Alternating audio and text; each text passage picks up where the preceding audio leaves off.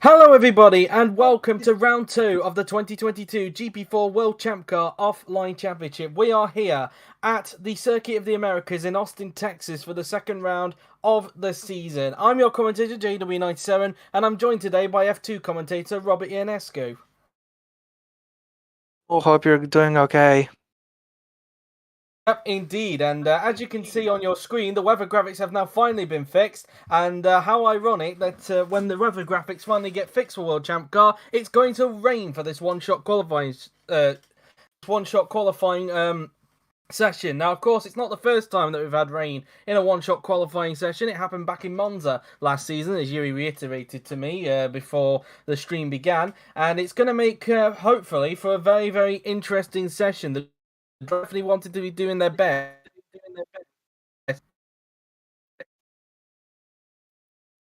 Yeah, definitely. As we wait for the first car to go out, which is going to be Daniel in the Ferrari, of course. Of course, he retired last time out at Indianapolis, and he'll be looking to bounce back in what was a bit of a gutting feeling for Bosch, because he was running pretty well at Indianapolis before his car decided to let go on him, and for him, it's about redemption, really. Yeah, absolutely right to Joe, and I think he'll be trying his best shot.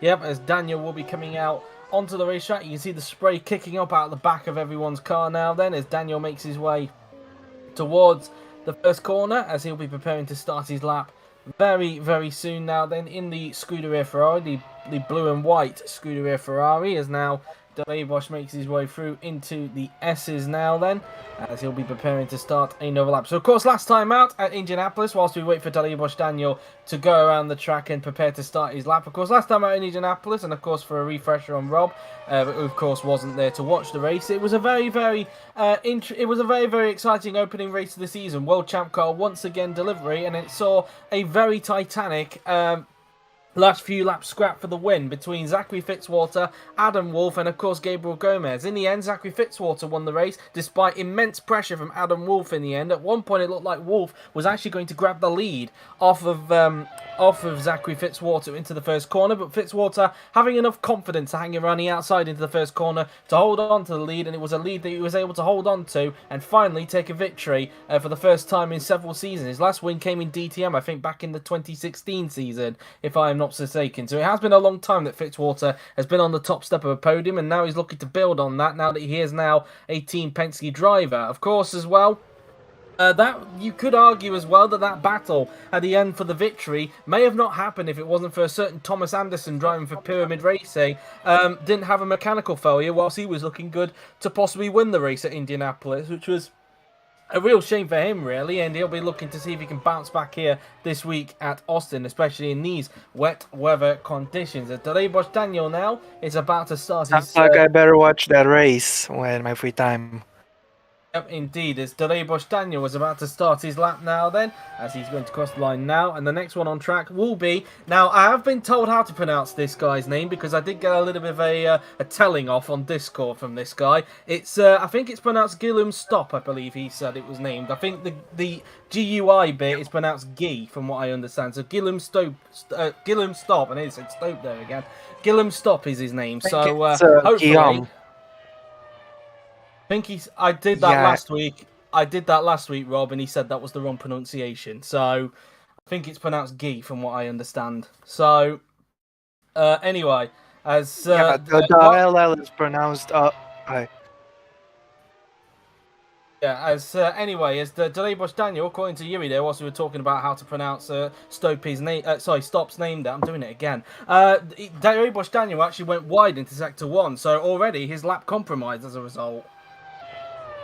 These are some tricky conditions, so if this happened in the dry, I would be criticizing him a little bit, but in the wet, it's obviously very tricky, and he made a little bit of an error there.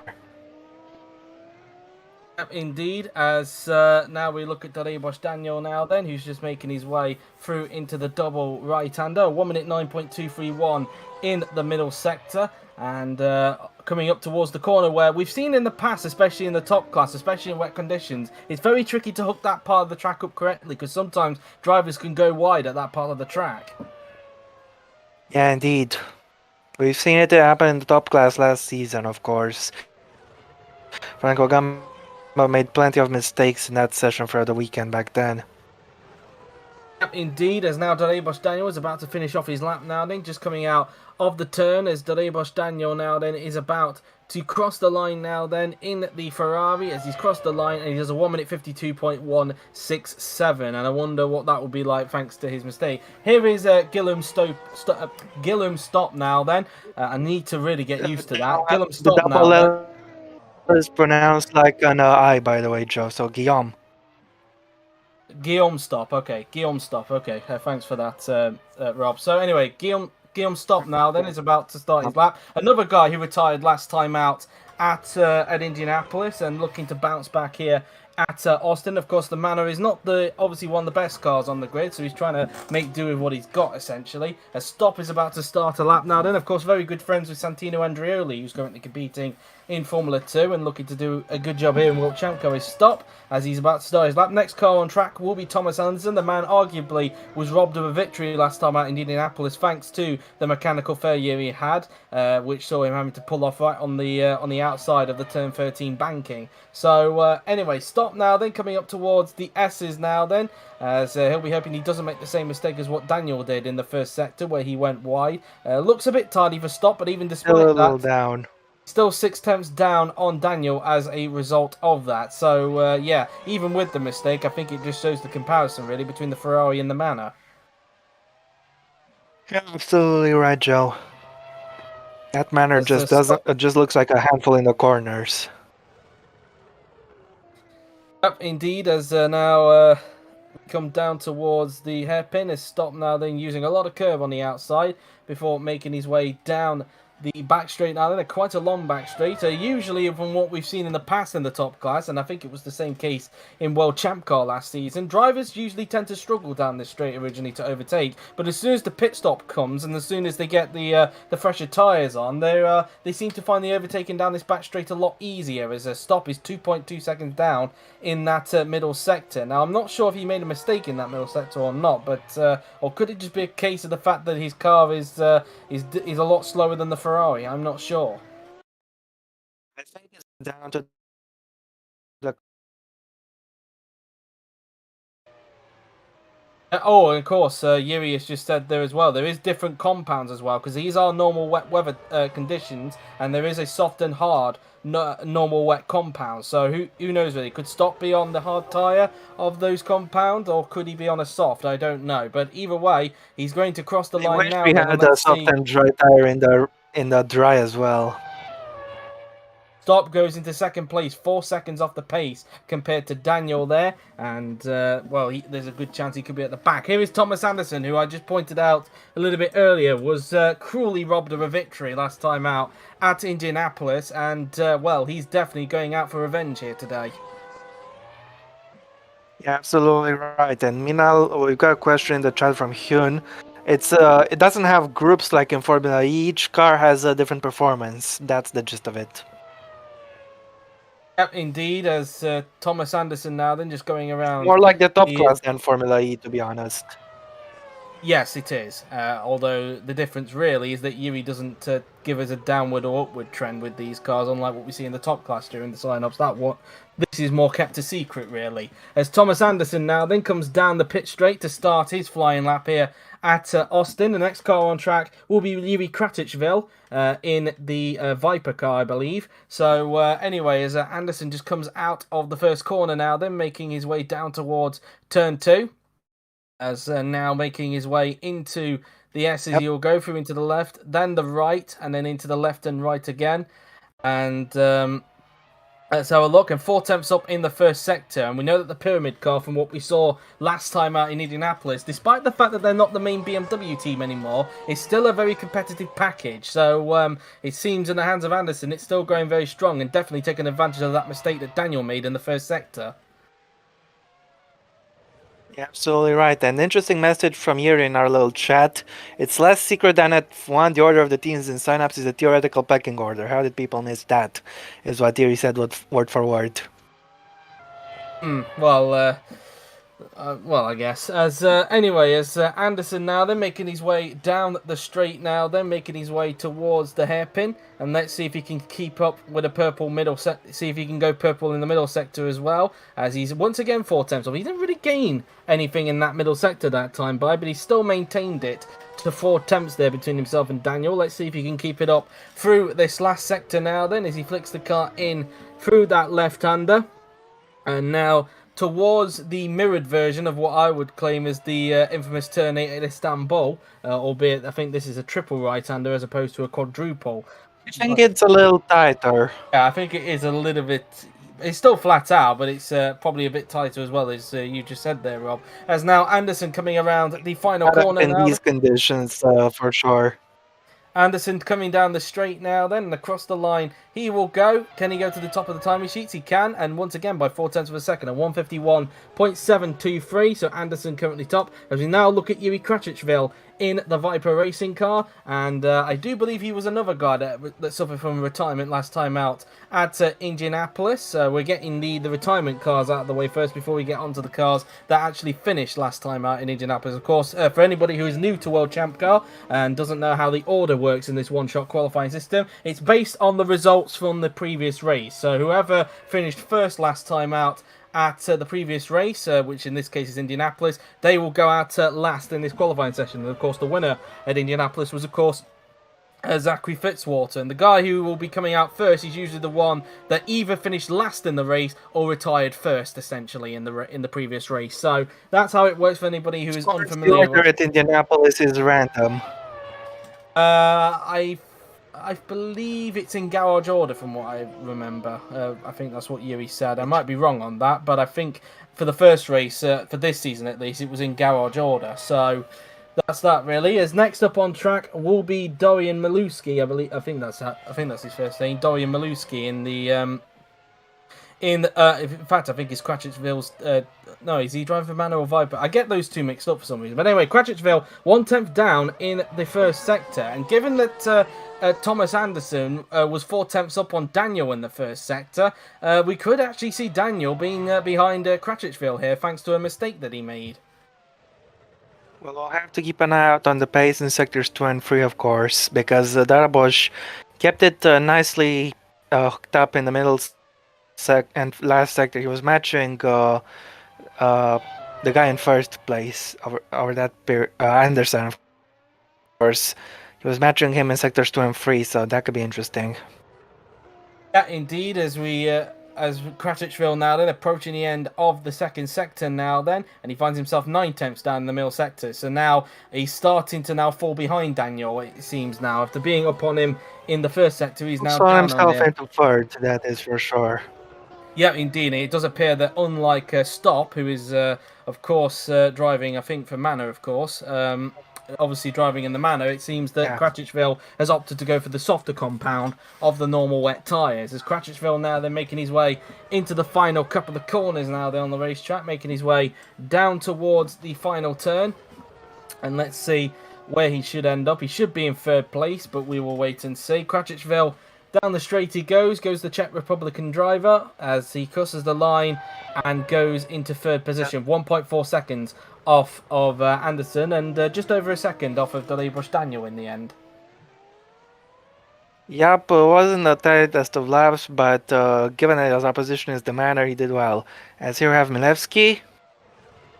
Dorian Maluski now then in the Manor as he now makes his way down towards the final corner. Now he opted to go for the softer compound or the harder compound of wet tyre. Of course his teammate, as mentioned, opted to go for the harder compound of the normal wet tyre. Let's see if Maluski has gone the same direction or if he's gone a different route. As the next car on the track, trying to figure out who that is. That will be Luke Mason that will be next out onto the racetrack. So Luke Mason will be next on the racetrack, and that is of course Kratichvili's teammate. So the second Viper will be making his way out on track in just a little bit. Maluski now then through into the S's as his first sector time. He's 5 tenths off in the first sector, so he's 4 tenths down on his teammate. He's 4 tenths down on Kratichvili, I should say there. But yeah, definitely one to keep an eye on for the next two sectors because we know that his teammate Stop stop was down by 2.2 seconds in the middle sector compared to Daniel. So that should give us a bit of an indication as to what sort of compound of normal wear that Maluski is on. Yeah, indeed. And of course, with the session being a rather long one, there is a chance of the weather changing, and that could obviously consolidate or just no, that could certainly impact the results. Yep, indeed, as Maluski makes his way down towards the left-hander now then, as he now makes his way towards the middle sector. Let's see what the sector times are going to look like. 1.4 seconds off, so that would indicate to me that he might be on the softer compound, because as mentioned, stop was 2.2 seconds down on Daniel in the middle sector, so we'll wait. So to me, he could be on the softer compound, but we will wait and see, as at the moment I do think he is going to be down on Cratchitsville though, regardless, as Maluski makes his way through the triple right-hander now, then making his way down towards the final couple of corners he will go, and now making his way towards the final corner now, then he will go, flicks the car in through the left-hander, making his way onto the pit straight, and across the line will go the Polish driver. Where is he going to place himself? It should be, I think, in 4th position. Across the line, and it is P4, 2.4 seconds off, and just over a second behind Cratchitsville. So, a bit hard to tell, really. I do wonder if Stop did actually make a mistake on his lap, and we didn't actually point it out, Rob. Maybe it's not a tyre thing. Could be the case, but I think the lap just looked generally slow, to be honest. Of course, in these conditions, it is a little bit harder to tell. Yep, indeed, as now next up, as we're looking at him right now, is Luke Mason in the second Viper now then. Another debutant in the GP4 any other rookies aside from these four, by the way? Yes, we have in the McLaren, Marat Patacek in the McLaren alongside Enis Paratsky, and I think that's the only other one I can think of. As next up on track will be Simon Mutka in the Peugeot Sport Car, who had a disastrous race in Indianapolis and looking to bounce back from a tricky race at Indianapolis, where he just seemed to be off the pace compared to his teammate Alex-Eric Lucien. So. Anyway, Mason towards the end of the first sector, 3 tenths down. I do believe he is bad. Yeah, I think he's up on Maluski, so it seems that the Vipers may have an advantage on the manners around here. Yeah, so it seems, but it's a long lap. Gotta keep it focused for the remainder of it. As Mason makes his way down towards the hairpin now then, as he flicks the car in, using quite a bit of curb on the inside there, and a lot on the outside as well, making his way down at this long back straight now then, as obviously really going to test the brakes when they get down towards that, I'm going to call it a semi-hairpin, as I'm going to call it, because I called the, I think I called the hairpin at, well, turn 3 at Korea as a half-hearted hairpin, so I might as well call this one a half-heart. What did I call it again? I'm trying to remember what I called it. Was it a half-hearted hairpin? You called it a semi-hairpin. Semi-hairpin, Joe. We'll call that one a semi-hairpin there. We just saw that Mason there was 1.1 seconds off on Anderson there in the middle sector. And so let's see where the Brit is going to place himself now then, as he just makes his way into the final couple of corners now then.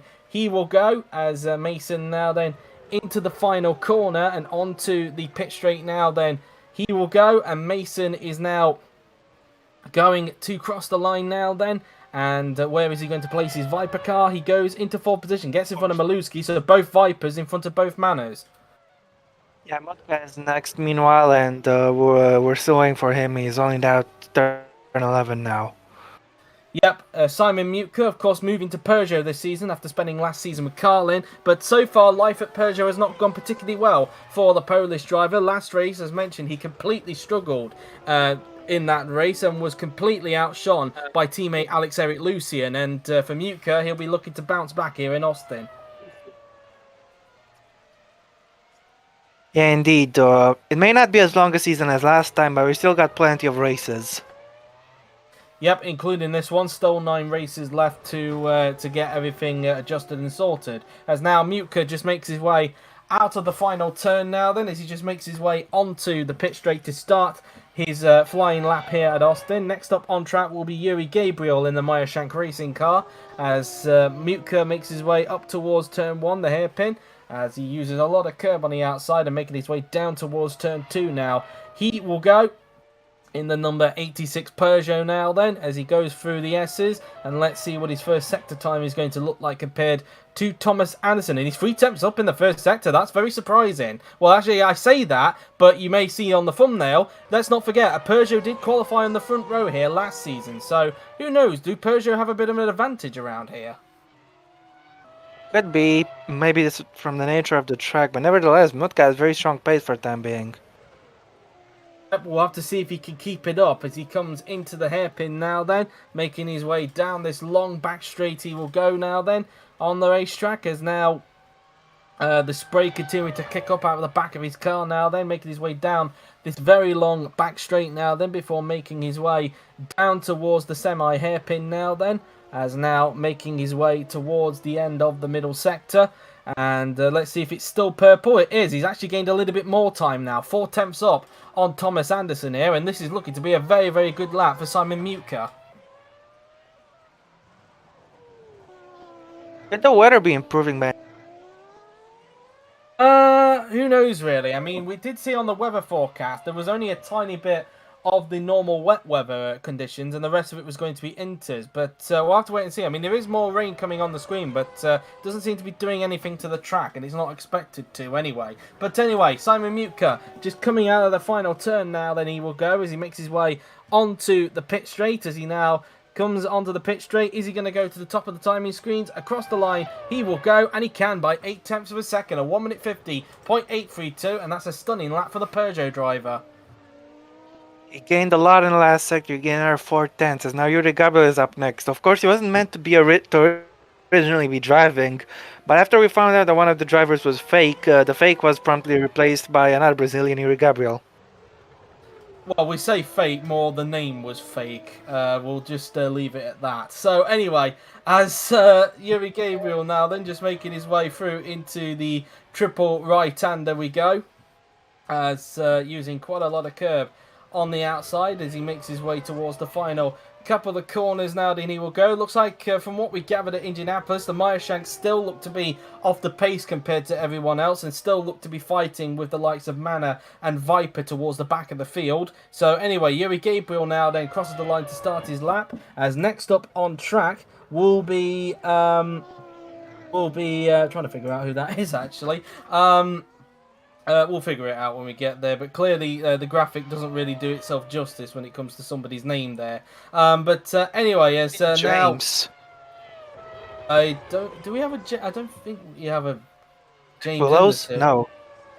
Willows isn't. My brother's not in the series. Anyway, Gabriel is 8 tenths down in the first sector there, and that's way off compared to what we saw with the likes of Kratichville, Mason and even Maluski. So this is not looking at all to be a very good lap at the moment for Yuri Gabriel, unless he can find some kind of miracle in the last 2 sectors.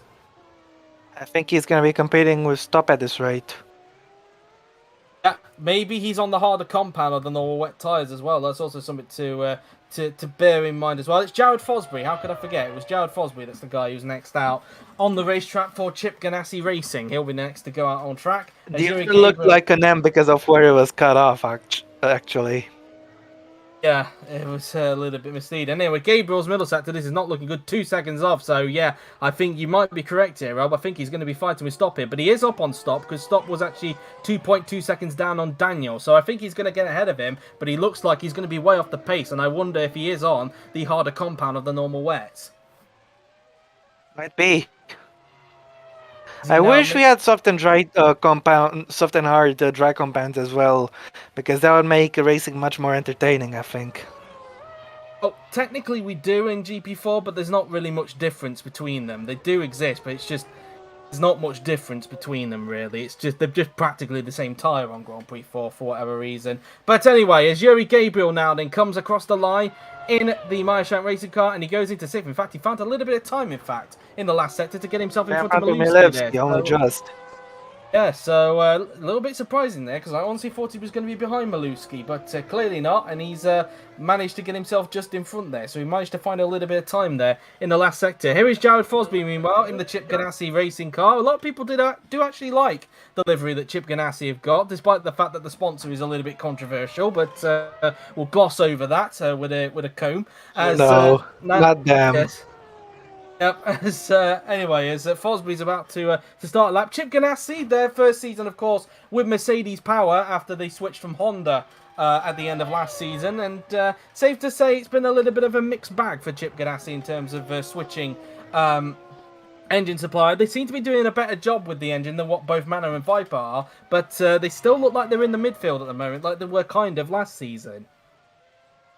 If they chose Red Bull as a sponsor, I think they would have gone much faster. Perhaps indeed, as Fosbury, in fact, 1/10 down on Mutka in the first sector, and that would actually, I think, it actually puts him quicker than Anderson as well in that first sector. So that suggests to me that maybe Anderson's first lap, the lap he did, was not very good at all. Probably, though, could also be a case of the conditions improving a little bit. Perhaps as Fosbury just makes his way out of the left-hander there then, as he now makes his way down onto the back straight now, then he will come, as he now approaches the semi-hairpin he will soon come down towards, as now approaching the end of the back straight now, then heading towards the left-hander now then, as he flicks the car in through the left, as now coming towards the end of the middle sector, 2/10 down in the middle sector, and still up on Anderson, so I think Fosbury could get up into second place here. Yeah, indeed. I think this is a very good lap. I'm not sure though if he can match Mutka in the last sector, because Mutka's last sector was brilliant. But Fosbury is still doing quite well for himself, and I wouldn't be surprised if he ends up in second. Let's see now then as he makes his way down towards the final couple of corners on the racetrack through the penultimate turn, and now down towards the final corner will come Jared Fosbury in the Chip Ganassi racing car, flicks it in through the final turn and onto the pit straight now then. He will go as Fosbury now then is going to cross the line. Is he going to get up into second place and in front of Thomas Anderson across the line? And yes, he can. 6/10 off of Mutka in the end, but still manages to slot into second place, 2/10 quicker than Thomas Anderson in the end. As next up is his teammate Luca Farina in the other Chip Ganassi racing car. Yeah, indeed. He'll be next to settle up. As Farina now then just coming out of the turn, as he will now make his way towards the triple right-hander now then, as now he'll be preparing to start his next flying lap. Well, his only flying lap, of course. I keep saying next flying lap for whatever reason. But anyways, Farina comes towards the final corner. It's very hard, Joe. Yeah, now Farina down the pit straight to start his flying lap here at Kota. Starts his lap now then. Next up on track will be Rosetta Martinez in the Meyershank racing car, as Farina just comes out of the first turn now then before making his way down towards turn 2. Probably has to lift a little bit due to the wet weather conditions, and I wonder if he's able to match Fosbury, or maybe he's gone on a different route when it comes to the tyres. Let's see. Coming up towards the end of the first sector, and he's 5 thousandths off of Mutka, so he's actually up on his teammate in the first sector. In fact, he's gone wide as I say that, and wow, just as I was saying that Farina was looking quick there, Farina has probably thrown that lap in the bin there. Yeah, well said. As now he will, that will be very interesting to see how that will look like in the final 2 sectors, thanks to that mistake he's just made. I wonder if it's a similar error to what we saw with Bush Daniel earlier on. I mean, we didn't catch the error from Daniel, I'm afraid, because we were talking about another topic. But obviously, Yuri pointed out that Daniel made a mistake, and I wonder if it's the same corner. Okay, just got some clarification there. Yuri just mentioned that Daniel's mistake came at the S's, so not at the same corner where Farina's just made his mistake. But up towards the second sector, 8/10 down. So yeah, he's lost 8/10 from that mistake, Rob. Yeah, definitely not quite good. And there also might be a little bit of a time loss in our part of the track, but who knows really. Either way, the last sector will be difficult to match because Mutkas seem to be on another level in these last few corners.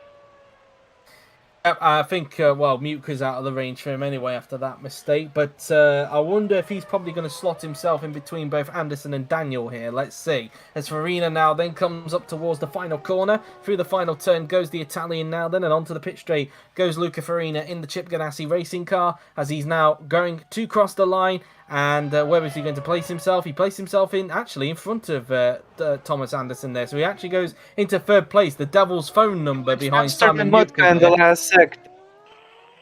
Yep, and as mentioned, the Devil's phone number behind Simon Mutka there. So, yeah, very interesting there. But he goes into third, finding some time in that last sector, as we now look at Rosetta Martinez in the Minor racing car, who only just missed out on points last time out at Indianapolis, despite the car that he's in. So, a pretty decent opening race in World Champ Car for the 2018 DTM champion. Yeah, definitely. And I should have said 12th, actually, not 11th. I do apologise. I got the numbers a bit mixed up. But still, not a bad running from Rosetta Martinez. As next up on track will be Lorenzo Tomaselli in the Carlin. Of course, made his return to the OC fraternity via World Champ Car this season. And had a decent showing last time out in Indianapolis. But seemed a little bit off his teammate Frederick Soper, who got points at Indianapolis. As Martinez finds himself 7/10 down in the first sector compared to Simon Mutka, so not exactly the best first sector for the Filipino driver. No, doesn't look like it. Making his way down the hill now then, as he will now make his way towards the hairpin now then on the racetrack. As Martinez flicks it in through that left-hander, using a lot of curb on the inside and presumably, yep, a lot on the outside as well. We've seen a lot of drivers do that so far during this session, as Martinez makes his way down the back straight now then, making his way towards the semi-hairpin he will go, as now heading his way down towards this left-hander he will go, and let's see what his middle sector is going to look like compared to Simon Mutka now then. He looks like he's going to be way off the pace, and he's 1.7 seconds off in that middle sector, so I think he could possibly be whereabouts his teammate is at the moment, Yuri Gabriel. Yeah, could be. Martinez meanwhile, High Rush Racer, welcome to the chat.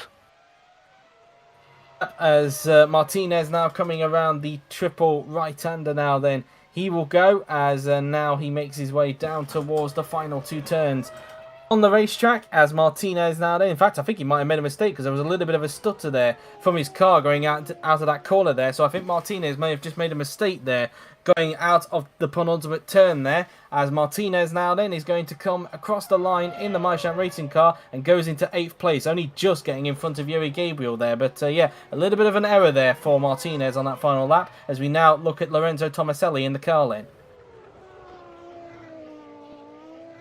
Yep, Tomaselli's second qualifying session since his return, of course. Yep, as he now just makes his way through the triple right-hander now then. Tomaselli coming down towards the final two turns he will go, as he will be preparing to start his next his flying lap very soon, as then we get on to the drivers who actually did score points last time out in Indianapolis, as Tomaselli now then is going to start his lap.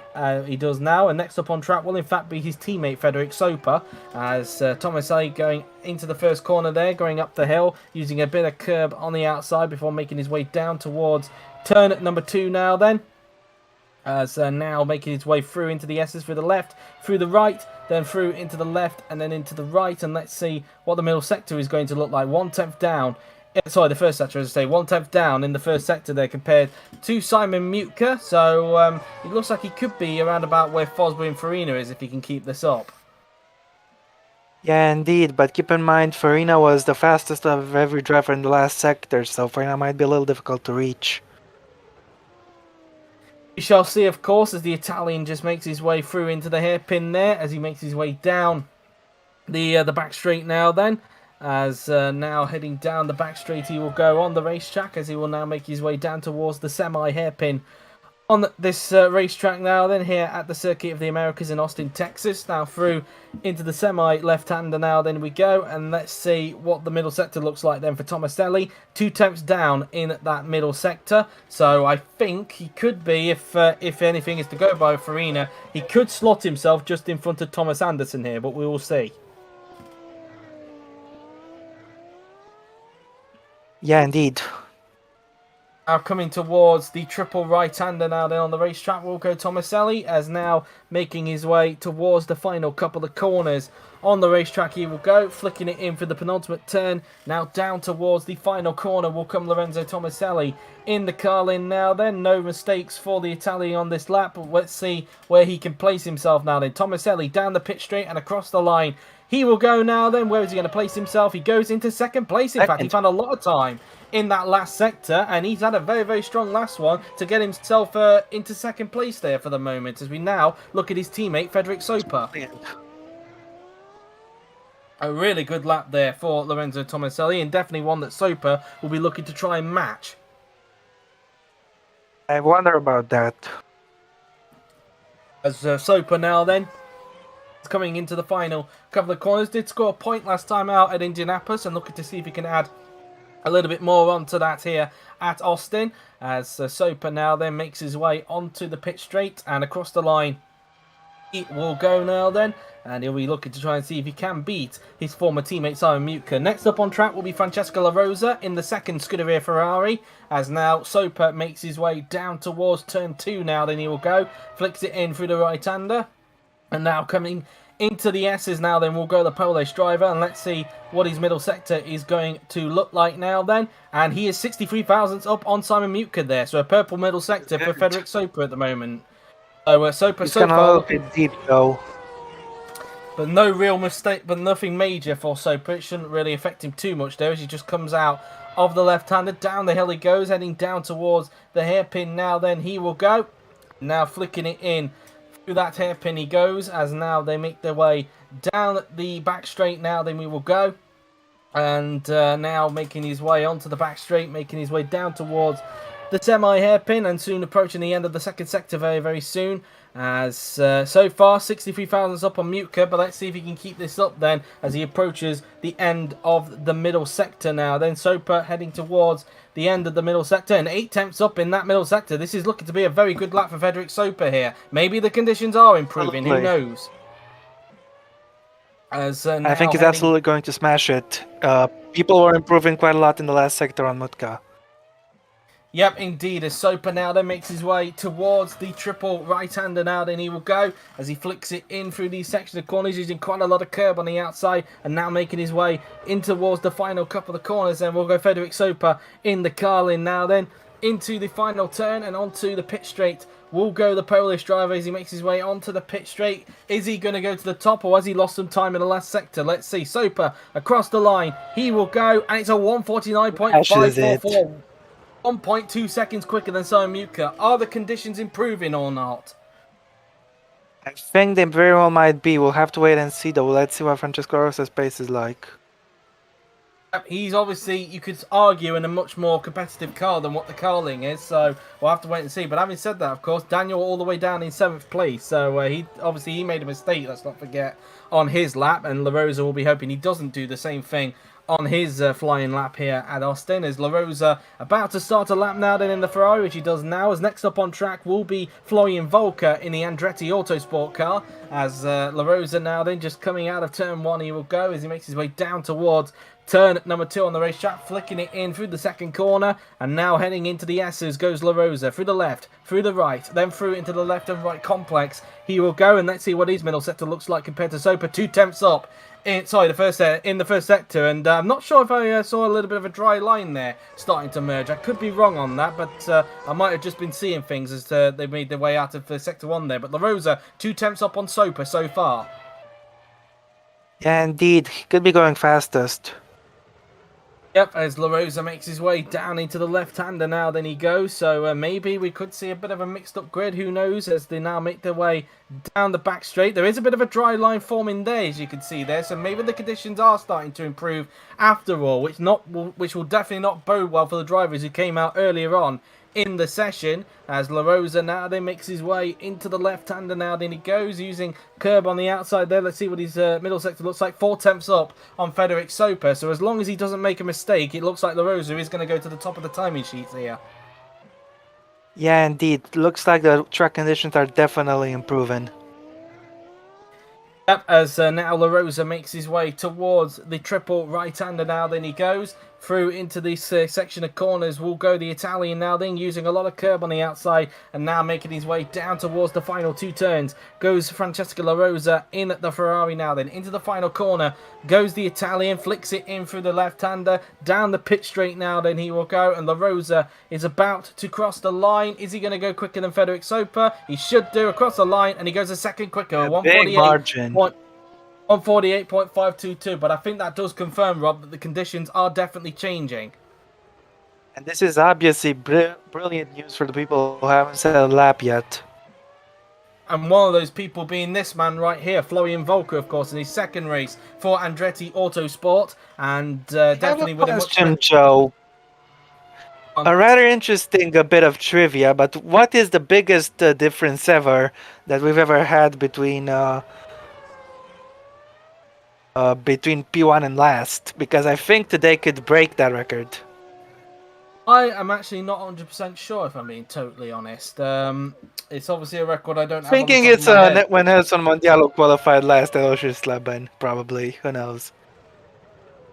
I don't remember what the gap was like back then. But anyway, Volker's just started a lap, and Alex-Eric Lucien is going to be next up on the track. The man I really like that sponsorship on Volker's car, might I add, the Paradox Interactive sponsorship. Yep. And I see what you're doing there, Flo, and I like it. Yep, and also as well as he's actually gone 1/10 up on La Rosa in the first sector, and I think you'll also like as well, Rob, that it's a bit ironic that Volker's driving a green car. A little bit of an inside joke in the OC. So anyway, it's a little old, but still good. As Volker now then making his way down towards the hairpin now, then he will go as he's 1/10 up on La Rosa in the first sector, and you would arguably say that the Andretti would probably be a faster car than the Ferrari, and definitely still as competitive as what it was last season, as proven by Gabriel Gomez last week when he was challenging for the victory, and only just came narrowly close to getting the victory last time out at Indianapolis. As Volker now then makes his way down towards the semi left-hander now then. So let's see what his middle sector is like compared to Francesco La Rosa. 1/10 up again in the middle sector. Hasn't really gained much, though, in that middle sector, but he's still up on the Ferrari at the moment. Yep, that's right. And I gotta get Paradox Interactive on sponsorship onto my car as well. Would be nice. As Volker now then making his way into the triple right-hander now then he goes. Let's see if he can keep this up because he's so far up on the Rosa. He'll be hoping he doesn't make a mistake in these final 2 sectors now then. Volker in towards the final corner now then he will go on the racetrack. Through the final turn and onto the pit straight will go Florian Volker in the Andretti now then, and across the line he will go. And Volker crosses the line now then and goes quickest by 3/10 of a second at 148.196. As next up is Alex-Eric Lucien in the Peugeot. Yeah, one argument against one-shot qualifying being implemented in real life perhaps would be sessions like these in which the weather could absolutely decide who gets pole position, but I don't mind, honestly. Could mix up the grid as well, indeed, as Lucien will be starting his lap soon. Of course, we saw, his teammate was out in much worse conditions, so you would imagine that Lucien's going to go quicker, but can he challenge perhaps Volker, of course? Of course, last race, Lucien was a bit of a defensive king last time out at Indianapolis, and doing a very good job to fend off from Florian Volker in that race, and looking to repeat that. As next up on track will be the rookie Marek Patacek in the McLaren, so he'll be next up. Of course, the McLaren, thanks to their partnership with BMW, definitely making a step up when it comes to performance. Both Parachki and Patacek proving that the McLaren have definitely made a step forward in this series, and definitely are closer towards the front of the field than they were when they had the Chevy last season. 1/10 down though on Volker though in the first sector, and I think he's a little bit slower than La Rosa if I'm not mistaken. Yeah, I think so. The hill he goes now then through into the left-hander he will go as he uses a lot of curb on the outside down towards the left-hander now then he will go as now Lucien will approach the hairpin. He will go, flicks it in through that left-hander, and now he'll make his way down this long back straight now then on the racetrack as Lucien now then doing everything he can to try and see if he can gain that 10th back on Volker in the middle sector, as Lucien now then coming down towards the left-hander now then he will go, and let's see what his middle sector is going to look like as soon as he comes out of the left-hander. Lucien heading towards the end of the second sector, 4/10 down in that middle sector, so I think he's probably going to emerge around about 3rd place if this stays as it is. now the Frenchman just comes out of the left-hander now then, using a lot of curb on the outside, and now coming around the triple right-hander now then he will go, as now Lucien will approach the final couple of the corners on the racetrack, and the Frenchman now then doing all he can in the Peugeot to try and find the time that he's lost, but I think it's going to be a little bit of a difficult task for him now then. Lucien comes down the pit straight now then, and across the line he will go. Where is he going to place his Peugeot? Across the line goes Lucien, and he goes into third position, 8 tenths off of Volker in the end there then. As now here is Marat Patacek in the Arrow McLaren, and specifically the BMW Arrow McLaren SP. Be right back, short break. Okay, as Patacek, of course, McLaren has mentioned, a very strong start to the season for them with their new partnership with BMW, and definitely could be a sign that McLaren could actually challenge for victories during the season. Whether they could challenge for a championship, I think that is another question, but definitely for victories in some aspects. As now Patacek now then making his way towards the final corner now then, as he will start his flying lap here at Austin, and now making his way onto the pit straight now then. He will go, as he will start his lap now then, as next up on track will be Julius Anderson in the Team Penske car. Now making his way into turn 1 will go the Czech driver now then, heading his way down towards turn number 2 now then he goes. The spray kicking out of the back of the McLaren there, as he now makes his way through into the S's, through the left, through the right, and then through into the left and right he goes. Let's see what his first sector looks like compared to Volker, and he's 4 tenths down in that first sector there, so he's actually down on Lucien at the moment. So yeah,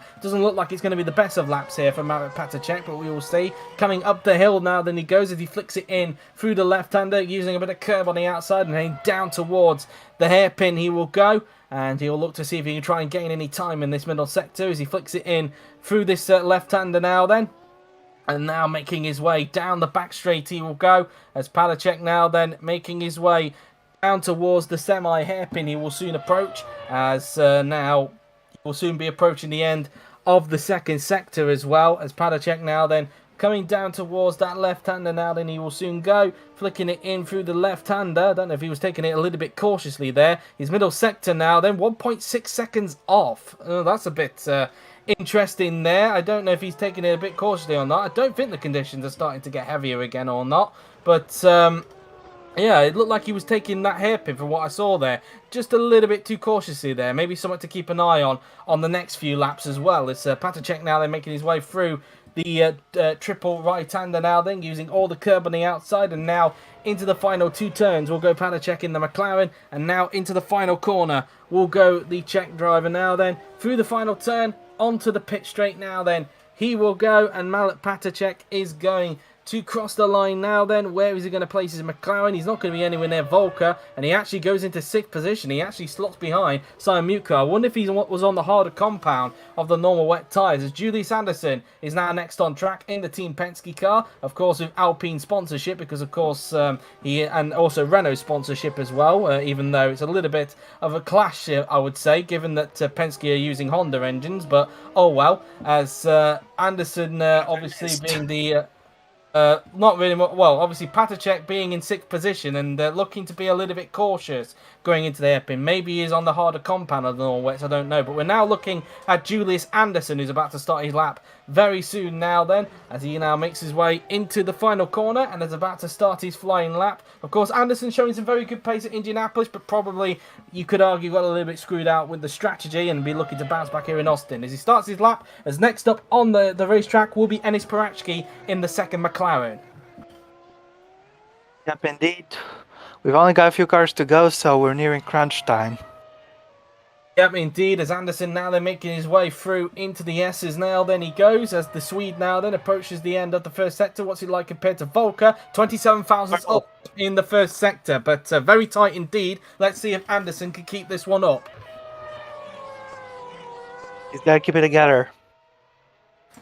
Yep, as using a bit of curb on the outside, and down the hill we go before he heads down towards the hairpin. He will soon approach on the racetrack, flicking it in through that left-hander. He will go, using a lot of curb on the inside there and also on the outside as well. Julius Anderson making his way down this long back straight now, then he will go on the racetrack, and now heading down towards the semi left-hander, and we'll see if he can keep this up compared to Volker. This was where that Patacek, I noticed, was taking the corner a little bit too cautiously. No such thing for Julius Anderson on this occasion. Let's see what his middle sector looks like. Still up in the middle sector, this time by 1/10 of a second. So Anderson able to get a little bit more time in that middle sector.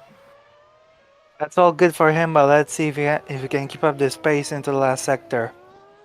Anderson now then in the Penske coming up towards the triple right-hander. Flew the first part, then there's the second part of that, the third part of that triple right-hander, and now into the final couple of corners will go the Swedish driver, now heading down towards the final corner will come Julius Anderson in the Team Penske now then, into the final turn, onto the pit straight now then, will go Julius Anderson. Is he going to go to the top of the timing screens? Julius Anderson across the line, he will go, and he goes fastest by 1/10 of a second, a 1:48.058. Nobody's still broken into the 1 minute 47s yet, but so far Anderson at the top. As next up is Enis Parachki, and give me a moment, Rob, because my headphones are starting to die on me. Alright, I was thinking you were gonna ask because of the dark armor there, but nevertheless. Only a few cars left in this session, and I will take you for Parachki's lap. I think the weather might have stopped improving, but we'll see. Either way, Parachki is getting ready to begin his lap. Through turn 21 he goes. In good traction here to set up the run onto the front straight. And Parachki's got an okay run, so let's see him begin his lap. Can he take pole position? We'll have to wait and see. In towards turn 1, of course, difficult braking zone, even more so in the wet. But he's got his braking all right. Down the hill now, in towards turn 2 we go. I'm not sure if it's flat in these conditions or not. Normally in the dry it is flat, but in the wet it is a little bit tricky, especially those S's. You have to be extremely careful in the wet, as Parachki is down by 2/10 in the first sector, so he is not currently up on Julius Anderson, but he might be pushing his down hardest as we now complete the S's out of this corner. He's taking some curb on exit. You gotta be careful with the curbs in the wet, of course. Down the hill we go towards turn 10, and I think I've got you back, Joe. Yep, I am back as Parachki just comes out of the hairpin now then, making his way down the back straight he will go, and so far down on Anderson in that first sector, but still relatively okay for Enis Parachki, and we'll see what it's like coming up towards the end of the middle sector. Yeah, indeed, we will see. So let's check his middle sector split time. 6 times down. Oh, he's That's, it's not as much as what I saw in Marat Patacek, but it's still not ideal. So I think we could see him either in front of Lucian or in between Lucian and Soper here. Yeah, it could be interesting. Through into the triple right-hander now then goes the Macedonian driver now then, heading into the final couple of corners now then he will go, as Parachki now then into the final turn he will go, and onto the pit straight goes Enis Parachki in the McLaren now then, making his way onto the pit straight. Where is he going to place himself? Across the line goes Enis Parachki in the McLaren, and he goes into 4th position, slots in between, in fact, La Rosa and Lucian. So goes P4 as we now look at Gabriel Gomez in the Andretti, who only just missed out on the victory last time out in Indianapolis, along with another driver as well who was fighting Fitzwater for the win. Indeed. Last 3 cars, so this qualifying session will come to an exciting end, I'm sure. Yep, indeed, as Gomez comes out of the final turn now then, and heading on to the pit straight now then, he will go as Gomez now coming across the line now then in the Andretti Autosport, and he started his next up will be Adam Wolff in the Pyramid Racing car, and given he's going to have better conditions than what Thomas Anderson had to deal with, it should be expected that Wolff will qualify a lot better than what his teammate has, but we will wait and see, as Gomez now then making... His teammate is 3 seconds off the pace, so he should be able to beat him, no problem. Gomez, meanwhile, what's his first sector like? He's 16 thousandths up on Anderson. It's not much, but he is purple in that first sector, so obviously definitely up on his teammate Volker at the moment. Yeah, indeed. Heading down the hill now then goes Gabriel Gomez now then in the Andretti. 16 thousandths up on Anderson in that first sector. And let's see if he can keep this up as he goes into the hairpin now. Then he will go using a lot of curb on the outside as he makes his way down this long back straight now then on the racetrack he will go. Gomez now then making his way towards the left-hander now then. He will go. And let's see if he can keep this up compared to Julius Anderson now then. Both of them, of course, former DTM champions, of course. Anderson winning it in 2016, Gomez winning it in 2017. So, bit of a connection there. 86 thousandths up in the middle sector. So, found a little bit more time in the middle sector, but still relatively close between the two. As Gomez will look to see if he can keep this up. He will look to see if he can keep this up in the final sector. Gomez coming out of the left-hander, using a lot of curb on the outside now then, as he now makes his way towards the triple right-hander. He will go. As Gomez now then heading into the final couple of corners. He will go through the second to last corner and now into the final corner will go Gabriel Gomez in the Andretti now then into the final turn and onto the pit straight goes the Brazilian driver now then as Gomez crosses the line. Is he going to go to the top of the timing screens in the Andretti? Gomez across the line, he will go, and yes he can by 3/10 of a second. He breaks into the 1 minute 47s, a 1:47.744 as now Adam Wolff will be doing everything he can to try and beat it. Yep, indeed. Only 2 cars left who could possibly deny Gomez pole. As now Wolff is about to start his lap very, very soon now. Then, of course, also like with Gabriel Gomez, just missed out on the victory last time out at Indianapolis, was fighting Fitzwater on the very last lap of the race, and it looked like for a while that Wolff was actually going to get Fitzwater, but Fitzwater was just able to hold his nerve and held on to the victory in the end at Indianapolis. But Wolff definitely determined to mount a championship attack this season, given how quick the pyramids look this season. Yeah, indeed. It will be interesting to see.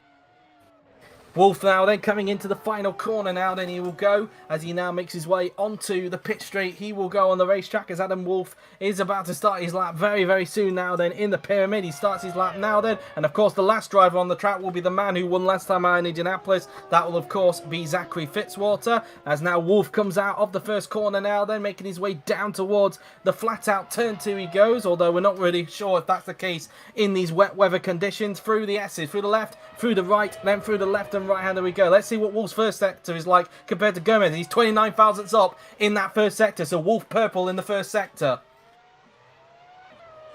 Yeah, indeed, but he's gone a little bit deep for the left-hander there, so I wonder if he's lost any time.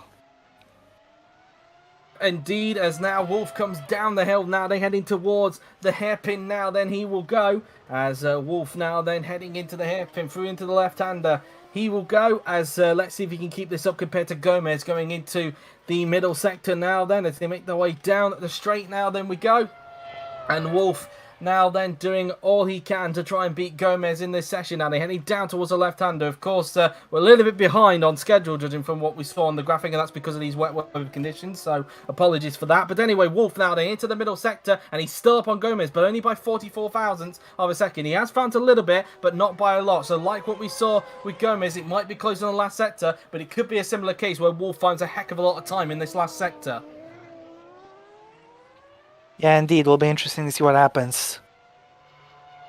Through the triple right-hander then goes the Pyramid Racing driver of Adam Wolff now then, sponsored by Power Max as you can see on the side of his car. Now into the final couple of corners then goes Adam Wolff now then. Can he get himself to the top of the timing screens now then as he now makes his way out of the final corner? Of course, Thomas Anderson took pole position at Indianapolis. Wolff looking to try and make it 2 poles in a row for Pyramid now then as Wolff crosses the line and goes into second place only. He loses time in the last sector and 200's down. Now there's only one guy left who can stop Gomez from getting pole position, and that's this guy right here, the man who won last time out at Indianapolis, finally bringing to an end a 6-season streak without a victory. Zachary Fitzwater in the Penske is next, and definitely, as I pointed out last week at Indianapolis, now that he's now a Penske driver, he is definitely a lot more hungry this season.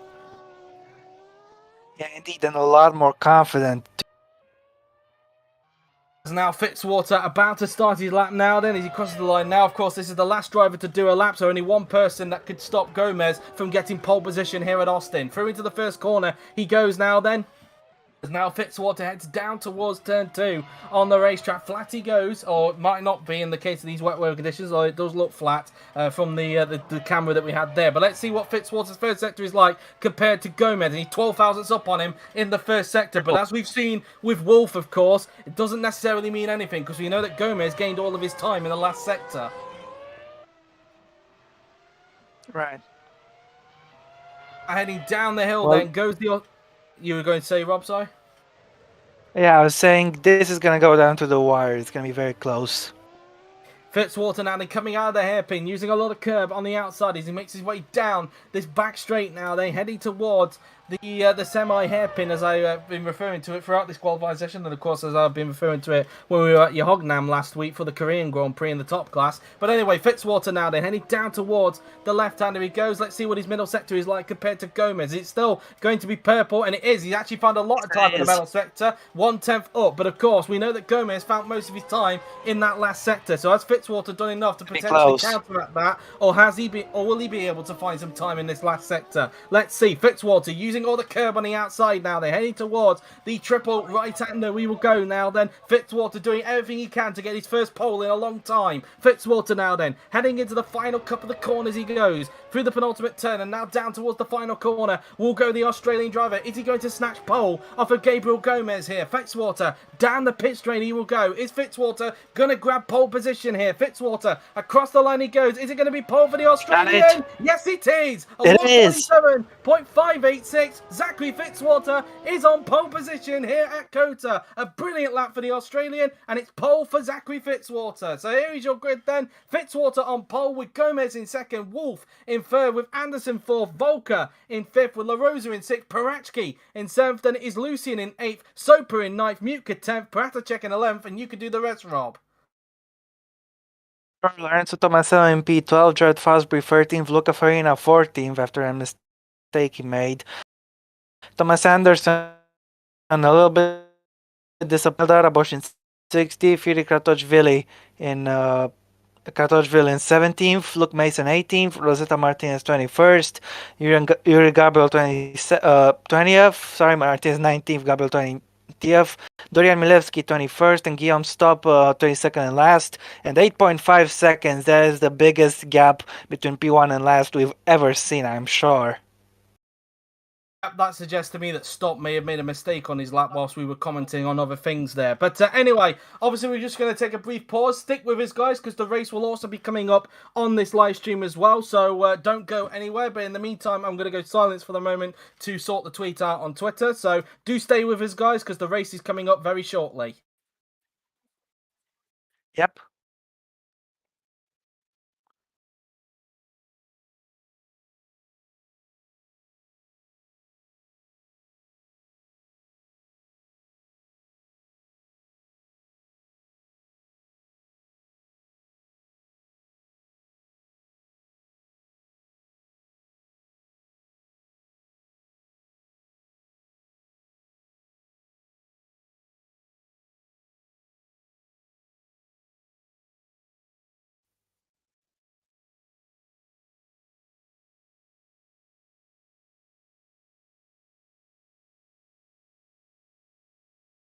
We are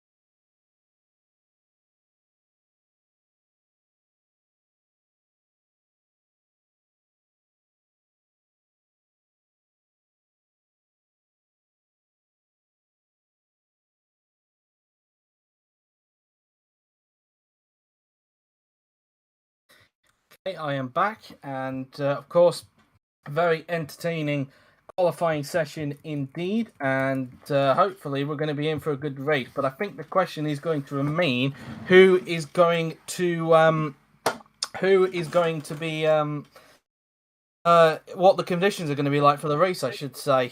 Is it still going to be wet, or could we? Let me try to adjust my mic in the I meantime. don't think it's the mic that's the issue, Rob. I think it's a bit of a people seem to think it's your mic for some reason. It's not. It's just lag in your end. So it's kind of connection, I think, that's the issue. It's not microphone related. I don't know why people think it's mic for whatever reason. Tell me how it is now. I think it's okay.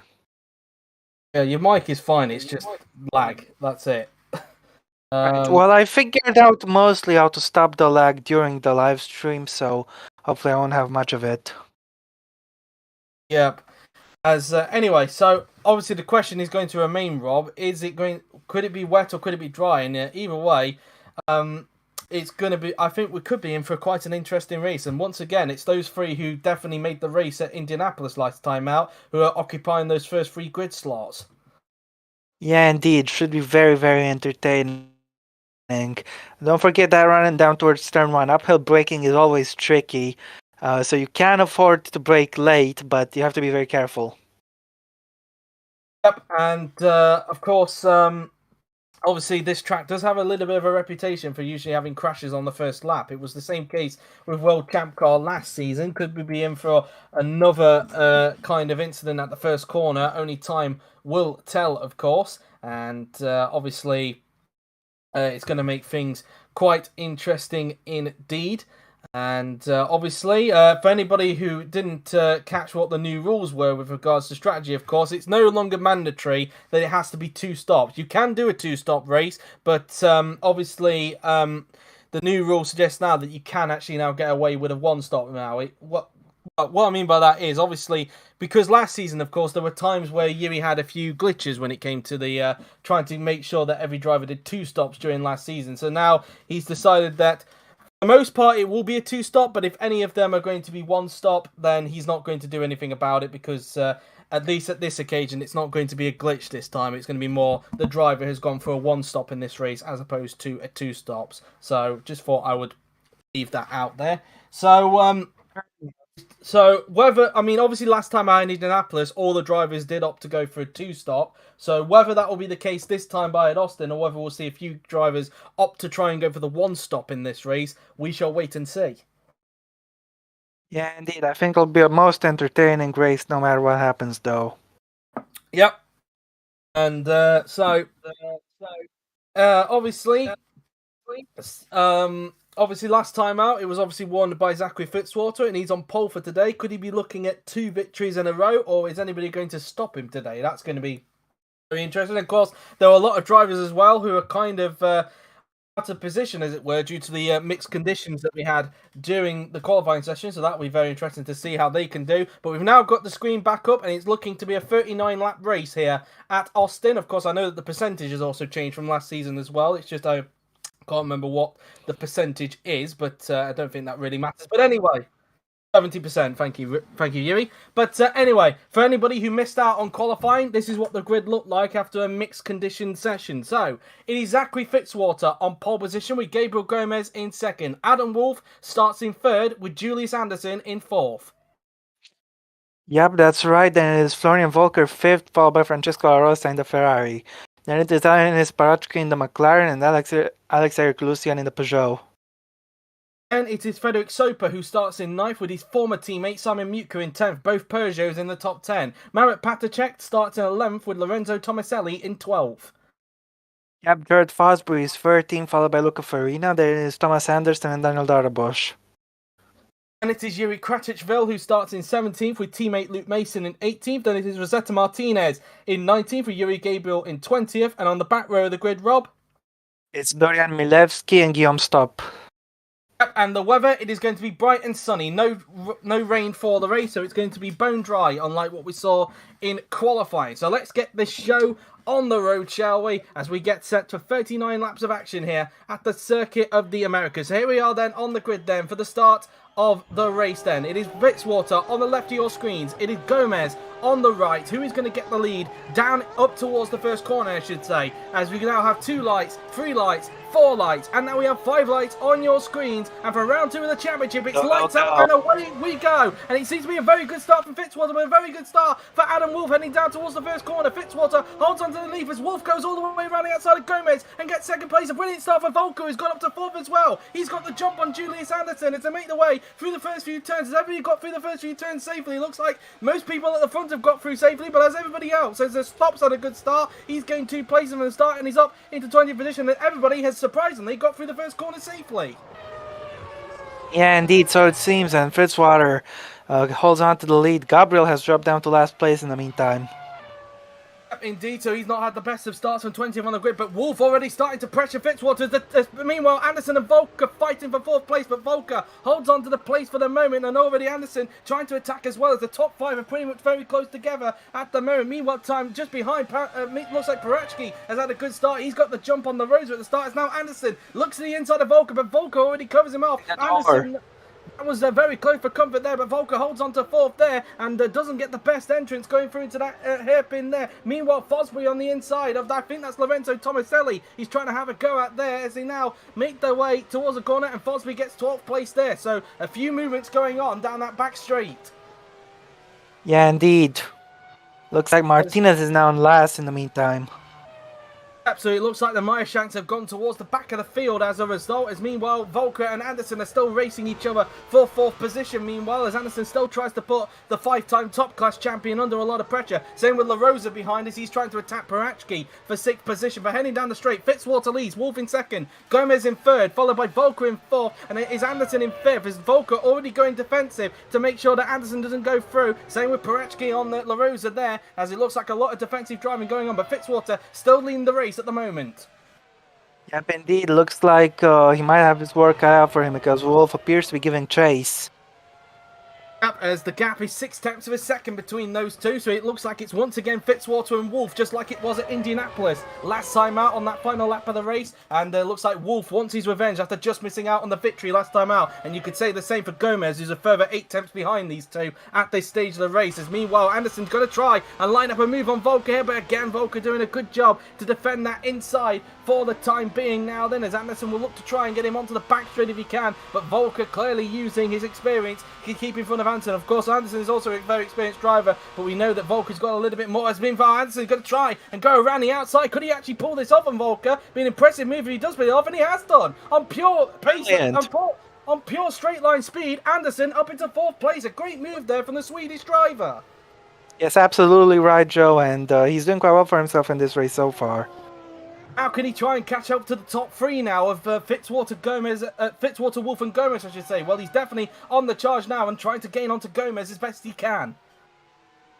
Yep, indeed.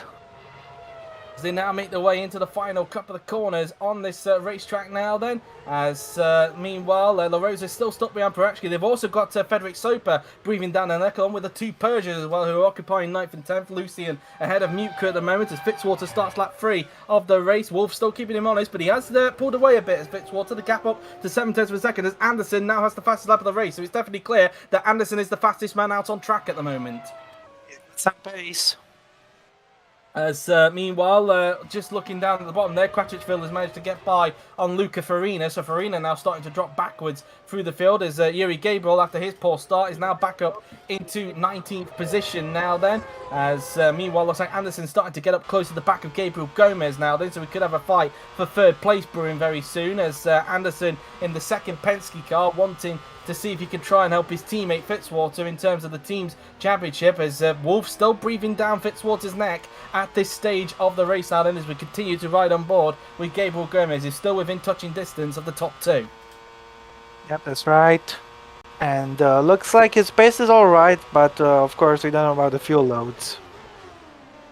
Yep, indeed, as they come out of the turn now then, let's look at Anderson now. You can see just how close he is to the back of Gomez, and has proven again that he's definitely the fastest driver out on the racetrack at this stage now then, as they now make their way into the final, into the what I'd like to call the mini stadium section, I would say, as now into the triple right-hander we go, as Anderson looks like he's going to be preparing to line up Gomez for a pass very, very soon in their fight for third position, so keep an eye on those two in the background, as Anderson is really getting close now to the back of Gabriel Gomez, as the fight for third looks like it's going to get very tense indeed. Is Anderson going to try and go for a run on Gomez into the first corner? Let's see, is he even close enough to go for a move? That is a question. Coming down the pitch straight, I don't think Anderson is close enough, although Gomez does opt to defend just in case he tries to go for a move there, but all I think that's going to do is allow Anderson to get a little bit more closer up to the back of him.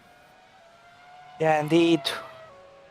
It's now coming towards the S's now then, through the left, through into the right, and then through into the left and right-hander. We will go now then, as they make their way through these section of corners now. There's 6/10 the gap still between Fitzwater and Wolf. I think the both of them are lapping a similar sort of pace, as Mutka has a bit of a moment through into the S's there, and looks like he's under pressure from Marat Patacek, who's trying to get them his McLaren into the points now then, so a fight for the final points place brewing between those two. La Rosa still stuck behind Parachkis. Meanwhile, Anderson tried to have a go there at Gomez into the heaven, didn't work, but La Rosa's going to have a go at Parachki, and he's finally made the move stick. La Rosa up into 6th position. A good move there from the Italian. And now Anderson wants a piece of Gomez as they go side by side down towards the mini hairpin. Now then, is Anderson going to get it done on Gabriel Gomez? Down the inside goes the Penske driver late on the brakes. Can he get it done? Gomez still trying to stick it round the outside. They're still side by side going down towards the right hander now then. Gomez not giving up, but he has to in the end. And Anderson up into the podium places.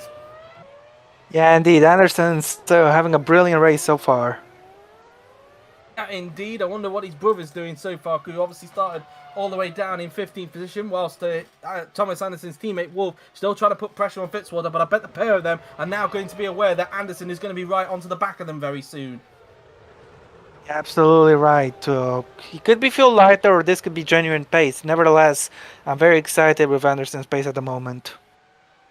Indeed, could be a Penske 1-2 very soon if he's able to close up on Wolf pretty quickly. 7/10 the gap between Fitzwater and Wolf, so again proving that the top two are lapping the same sort of pace as each other at the moment, as now through turn 2 will go the Australian now then, doing all he can to try and keep back Wolf. Meanwhile, Delay-Bush Daniel trying to make up for his poor qualifying. Danny inside on Lorenzo Tomaselli. Oh, that was close to contact there. Thankfully, it didn't end in tears, but Daniel clearly getting stuck behind the Carlin at the moment, as we now look back at Fitzwater, who's still 7/10 ahead of Adam Wolf at the moment. He's in touch there, to be honest with you. Yeah, it was very close for comfort there. Anderson definitely gaining on the top two. You can just about see him there, as he's actually 1 second now behind the leader Fitzwater. So he's not far behind Wolf Slipstream at this stage of the race now. There's to make the way down this back straight now. Then we go. So now heading towards the hairpin. Meanwhile, Maluski trying to have a go at, I think that's Luca Farina, who's starting to go a little bit backwards, but Farina holding on to 17th for the moment now then. Meanwhile, Thomas Anderson has gained a couple of places from the start. He's now up into 13th position.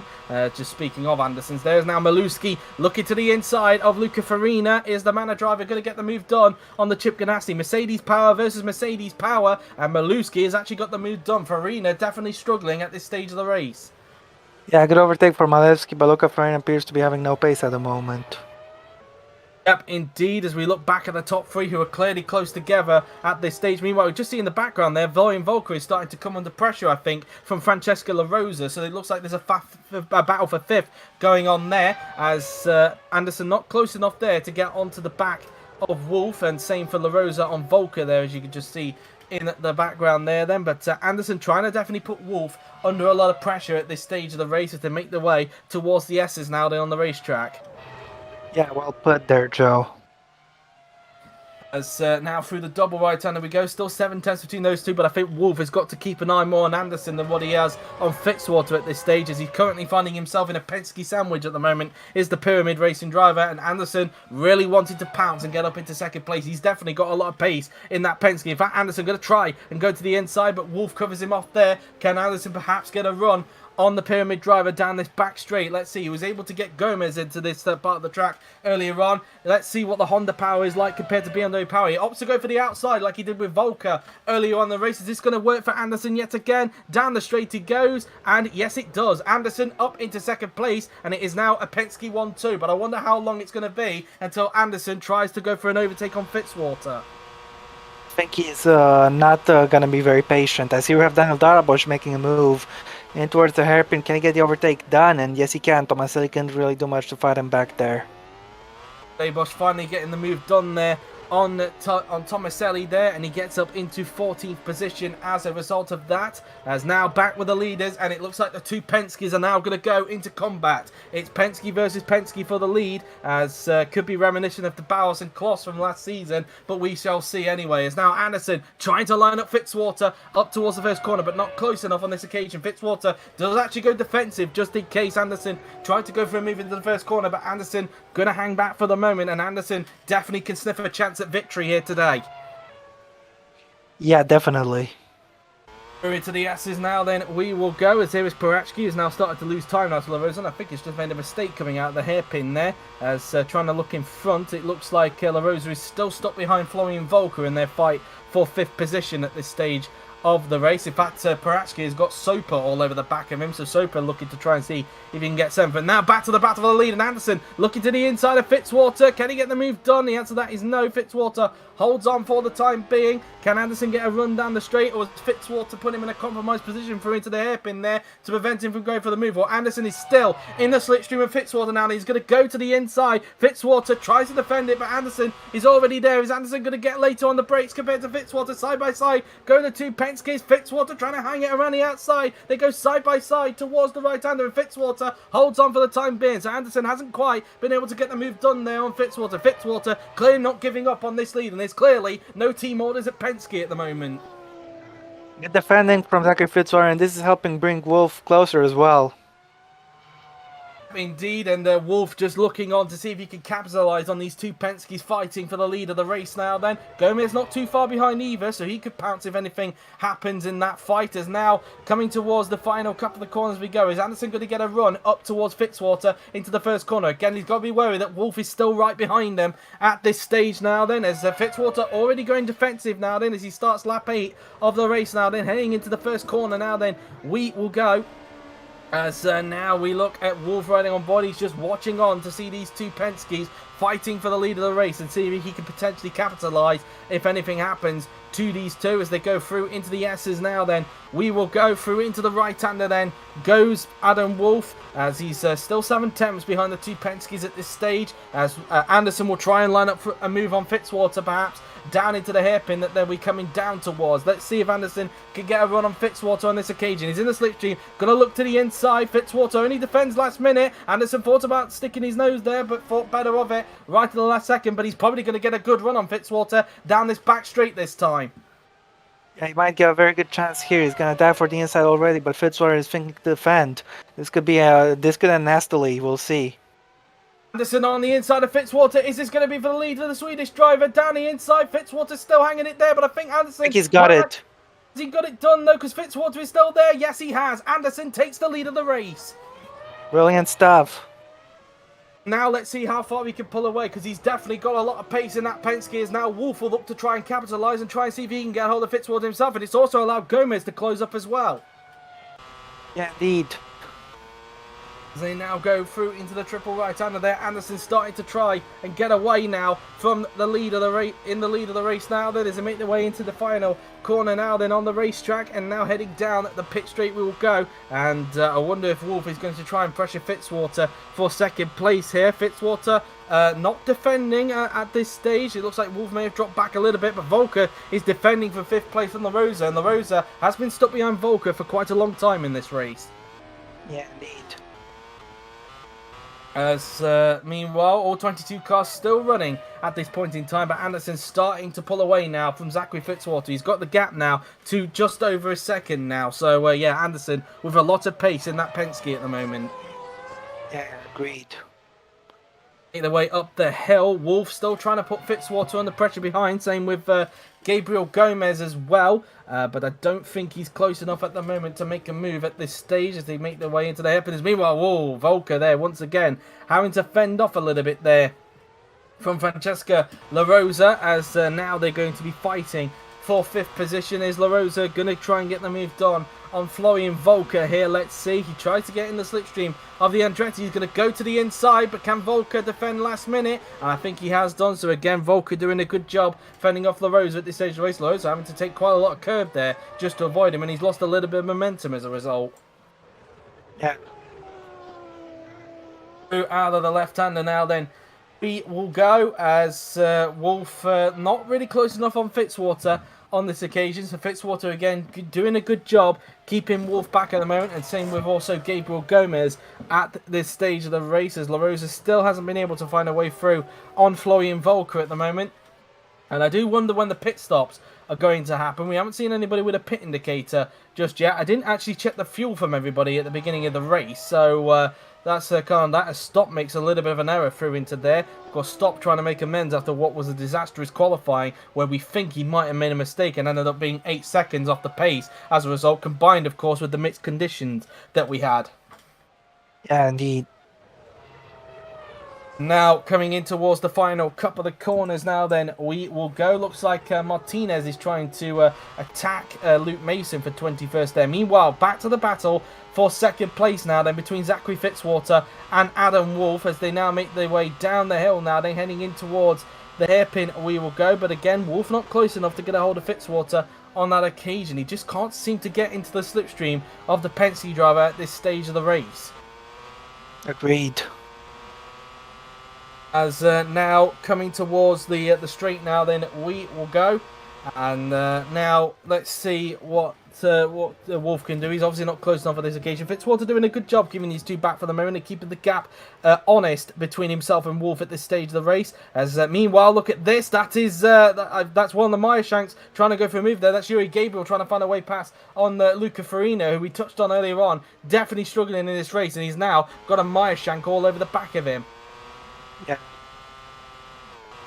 Going to the triple right-hander now, then we go as now we come towards the final couple of corners. We will go as now Fitzwater now then losing more time to Julius Anderson. 2.1 seconds now, the gap between these two. And, well, it looks like Anderson, we mentioned it a little bit earlier on, Rob, but definitely looking good for the victory today at the moment. But we still need to get to the pit stop stages of the race.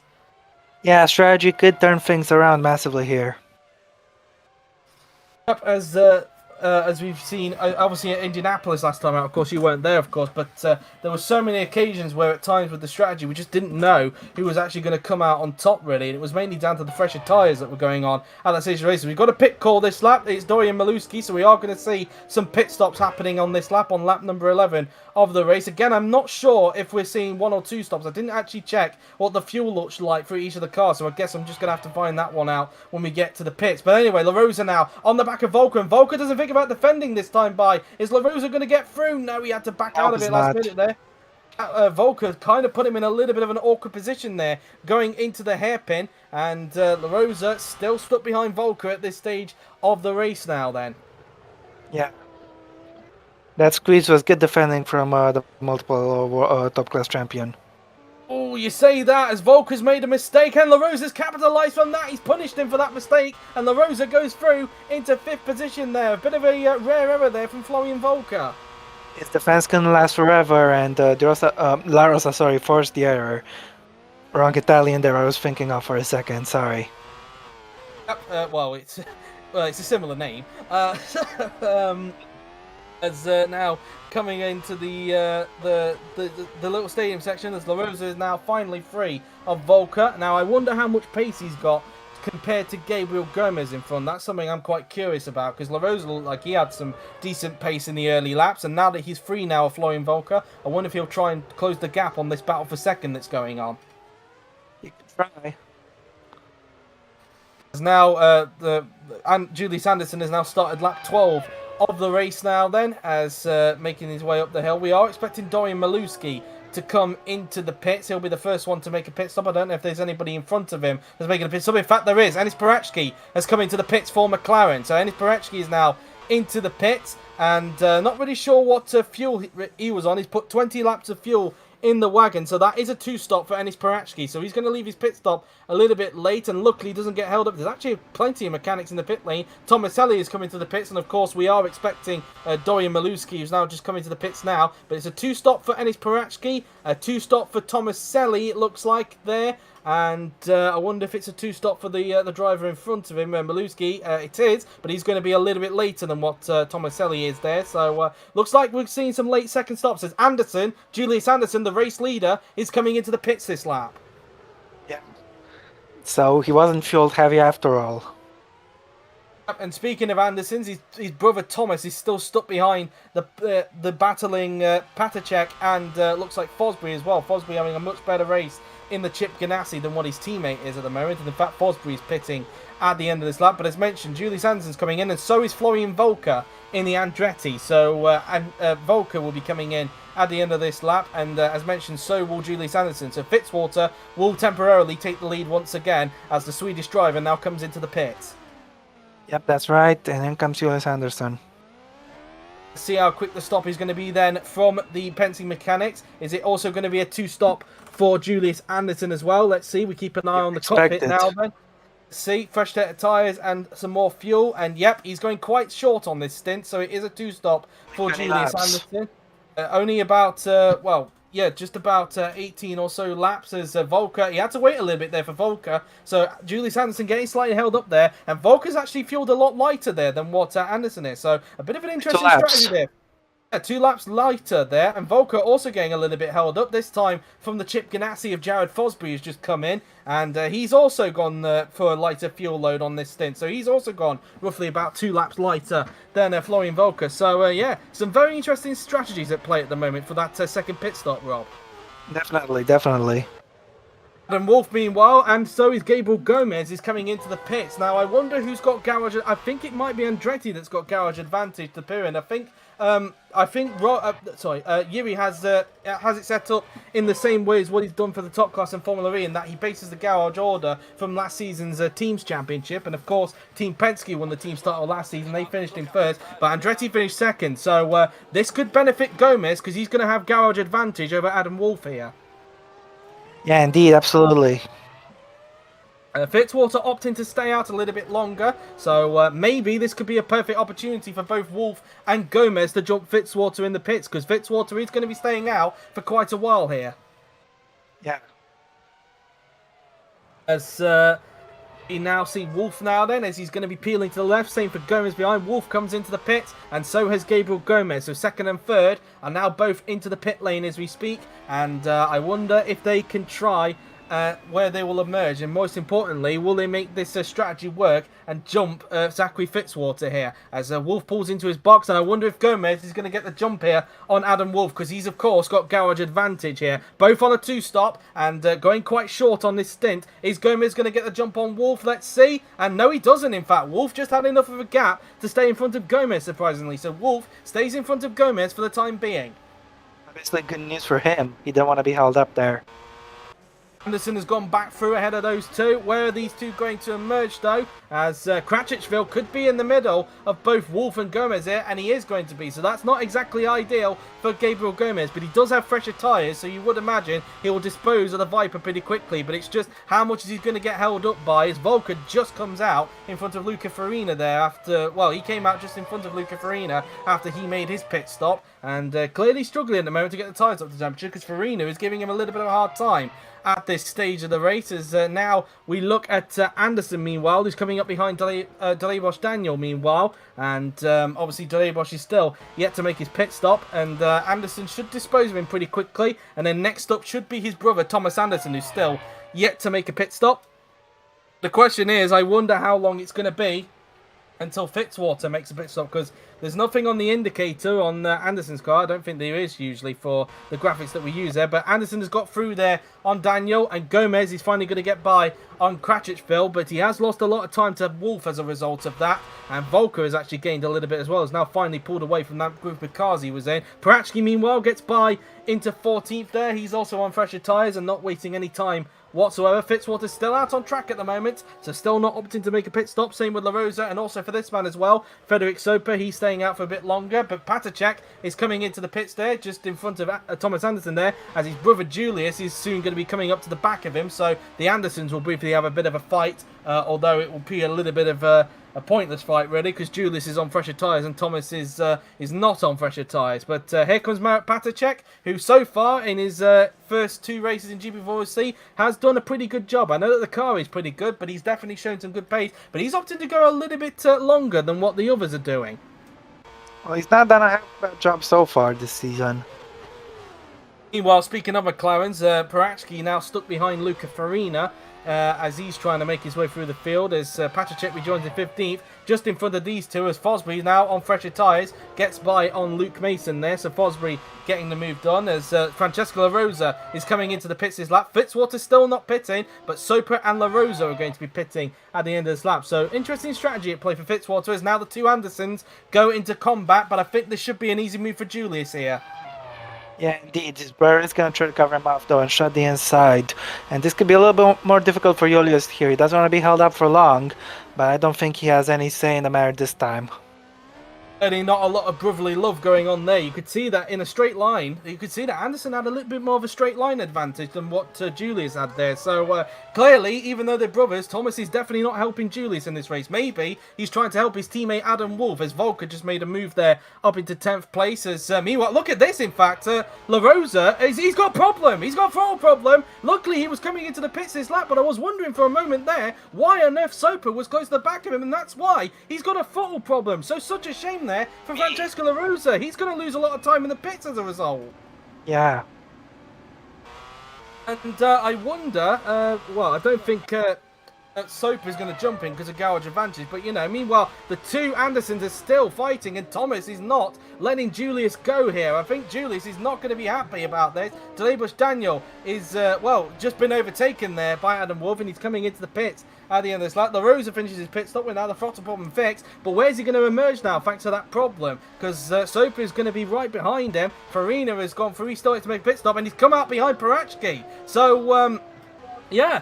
He's lost a lot of time thanks to that throttle problem. A disaster there for Francesco La Rosa. Yeah, definitely very compromised. Zachary Fitzwater is finally coming into the pit at the end of this lap. Meanwhile, the 2 Andersons are still scrapping at the moment. Thomas not letting Julius go at this stage. As meanwhile, Gomez having trouble trying to pass Delebush Daniel, who, of course, is also coming into the pits in this lap. Now, could Julius finally get it done on Thomas here? But I think, again, the straight line speed that he's got in that pyramid is definitely helping Thomas stay in front of Julius. And Julius, in fact, he might try and break that a little bit later into the hairpin. But, oh, that was close to contact there. And Thomas nearly chopping Julius's front wing off there. But look who's got close to him now, Adam Wolf. This is interesting. And the question is, where is Zachary Fitzwater going to emerge? Because he's coming into the pits right now, in fact. I wonder if Wolf and Gomez are going to jump him as a result. As for some reason there, my Discord said that I switched audio devices there when I clearly hadn't. But anyway, as Fitzwater's now into the pit, he's going 16 laps, so of course a 2-stop for him there, but going a little bit later than what others are doing there, as meanwhile, Anderson still stopped behind his brother, and Wolf is now right behind him. So I think that confirms that Thomas is trying to help his teammate here and not his brother. As Daniel's now into the pits, and through goes Wolf and Gomez. So both Wolf and Gomez have jumped Fitzwater into the pits, but Fitzwater is going to have fresher tyres, so he'll be going full attack to catch those guys back up. He only just emerges in front of Volker there, but Fitzwater on fresher tyres is one to look out for, as Thomas Anderson is finally coming into the pits this lap. There's no such thing as brotherhood on the racetrack. Even if you are family, another driver is still a rival. And if you want to hold him up, you want to hold him up. Indeed, as now coming out of the turn now then we will go, and Anderson is now under pressure from Wolf here, and well, Julius using the slipstream of his brother to stay in front for the moment, as in fact Gomez is now onto the back of Anderson as well, so it's now turned into a freeway scrap for the lead thanks to Thomas Anderson here. Julius doing all he can to get by on Thomas here, but Thomas doing his teammate an absolute favour in holding him up, as Julius now trying everything he can to get by at Thomas. He's going to try and look to the inside, but he can't get it done again. Thomas doing a good job fending him off, and Wolf could take advantage here. In fact, let's not forget, he could even get let's not forget, he could even get held up with Thomas coming into the pit, so Wolf could take full advantage here when Thomas comes into the pit and maybe nab the lead off of Julius here. Yep, indeed. And this is going to be a tasty fight. Let's see now then, let's see if Julius does get held up by Thomas here as he comes into the pits. Now coming into the penultimate turn, we'll see Thomas peel to the left, and Julius has to lift off. Adam Wolf's going to take full advantage, and so is Gomez, is he? No, he's not. Only Takes Wolf the lead. Adam Wolf now takes the lead of the race, but can Anderson try and get him back down the pit straight now then? Anderson is still with Adam Wolf as we speak. He's in the slipstream. He's going to look to the inside. Is Anderson going to reclaim the lead here? Oh, Adam Wolf is going to be very tight indeed. Oh, that was close to contact, but Wolf... Did they not crash? Wolf holds on to the lead. Gomez is now on the back, but look who's closing up to them. Fitzwater is now in this fight for the lead. Can this fight last to the checkered flag, please? It'll be so exciting. Well, it was a niche.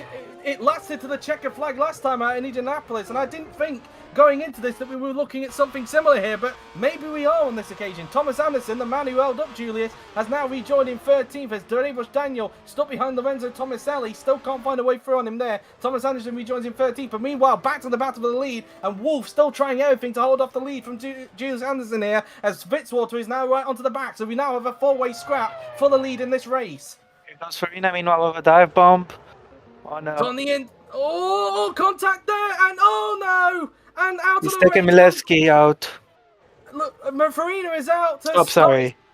Has got damage to his front wing, and Farina is out, and that, I think, is all on him there. But we've got our first retirement, and it's in the form of Luca Farina, who is clearly having a difficult race anyway, and his nightmare race at Austin is coming to an end thanks to, well, an error of his own making. Yeah, indeed. He just was too aggressive. He knew the gap was closing, but still decided to go for it, and ended up right into Guillaume stop. Yep, indeed, and I wonder... For Farina. Confirmed there by Yuri, a 5-place grid penalty for Luca Farina for the next race, which will of course be at Road America. So 5-place grid penalty for Farina at the next race at Road America. As meanwhile we get back to this battle for the lead, but of course there is yellow flags up at turn 1, so they can't go for the move. I say that now. It's just been lifted as I say that. Well done, Joe. But anyway, as now Wolf appears to be under a little bit of pressure here, and it's a 4-way fight. Indeed, but has he got enough of a gap to stay in front of Anderson? He does for the time being. What about Fitzwater on, as there is obviously Stop having to trundle back to the pit lane for a new front wing. But anyway, Fitzwater putting Gomez under a bit of pressure. Meanwhile, La Rosa trying to make amends after his mechanical failure. He's in 8th, but trying to get 7th place here off of the Persian in front. I think that's Alex Lucian he's trying to get 7th place off of here. As he looks to the inside. No, it's Simon Mutka. I do apologise. On the inside he goes, but has to back out of it there. And Mutka holds on to 7th. Meanwhile, Soper tries to take advantage. But meanwhile, for the lead. Anderson trying to get back at Wolf there, but the camera rudely cuts towards a battle for 14th position there. Not really important at the moment as Wolf goes defensive there as they all make their way down the back straight. Could Fitzwater get a run on Gomez, or is Gomez going to have enough traction to stay in front of the Australian as they now make their way down the straight line? It looks like Gomez has got enough of a gap. Safe. I think Gomez has got enough of a gap to stay in front. Stop now. Finally makes his way back into the pits for a new front win, but he's definitely not going to be happy with Luca Farina about that one, and he will drop to last place. Could he even be a lap down? I think he'll be close to being a lap down, but I don't think he will be, because these guys are still yet to negotiate this part of the track. As these guys will be faster though, so I wouldn't be surprised if they catch him later on in this race. Yep, indeed, as they make their way out of the turn now then, as now we look to the front have broken away a bit. Yep, as they continue to fight for the lead. Fitzwater's still stuck behind Gomez at the moment. Back to the battle for the lead, though, between Wolf and Julius Anderson here now, then. As they make their way into the final turn now, then. Can Julius try and get the place back? He's trying his best, but he's not close enough to get him up towards turn 1 again. So Wolf, once again, holds on, as we've got, including this lap, 20 laps to go in this race. I mean, we've passed the halfway point. We've already passed the halfway point of this race now then, as now we continue to look at that battle for the lead. Gomez is still in front of Fitzwater at the moment, and he's losing time to the top 2, so that's definitely not going to help out Fitzwater, who's on much fresher tyres. La Rose is still stuck behind Mutka at the moment, as meanwhile behind Patacek trying to fend off from the other Peugeot of Alex-Eric Lucian, as now we go back to the battle for the lead now then. Anderson doing all he can to get a hold of Wolf, but can't get it done. Wolf doing a good job defensively, keeping back Anderson at this stage. I guess Julius is definitely not going to be happy about his brother with that one. Yeah, definitely not, but it's racing.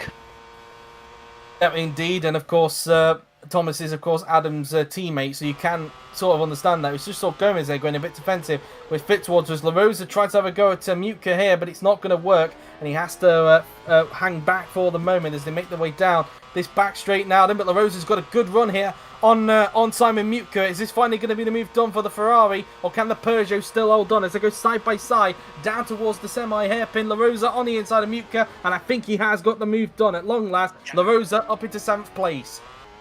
Can be line with that.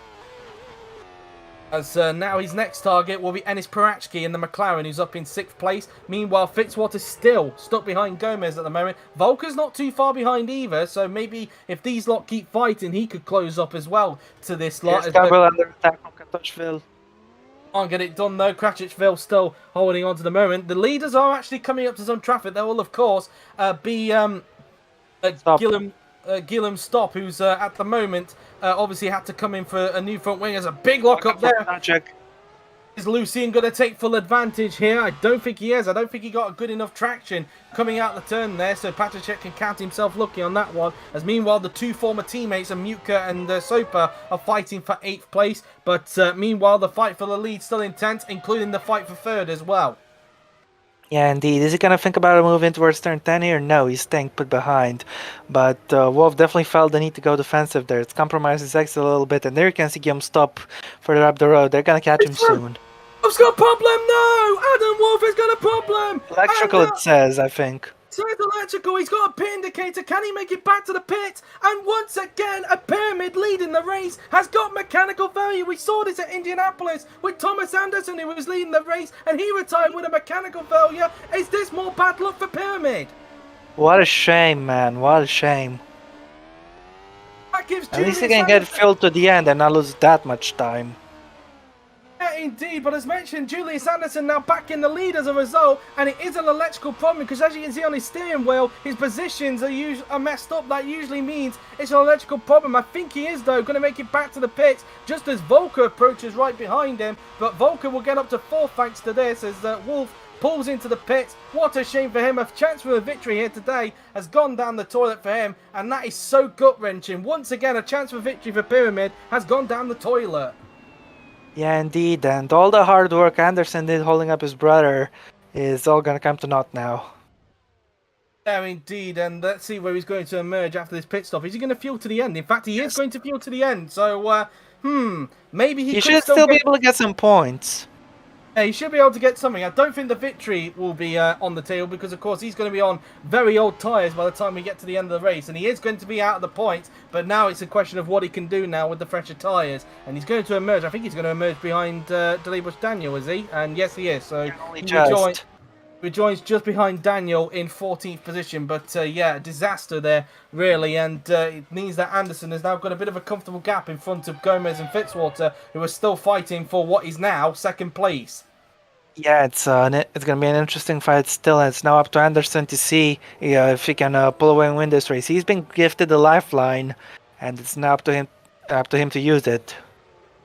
Gap is now up to 1.5 seconds now between himself and Gabriel Gomez, as now they make their way through to the left-hander. Meanwhile, we look to this battle for second that's still brewing between Gomez and Fitzwater. Fitzwater, despite the fact that he's on fresher tyres, is still not being able to find a way through on the Andretti at the moment.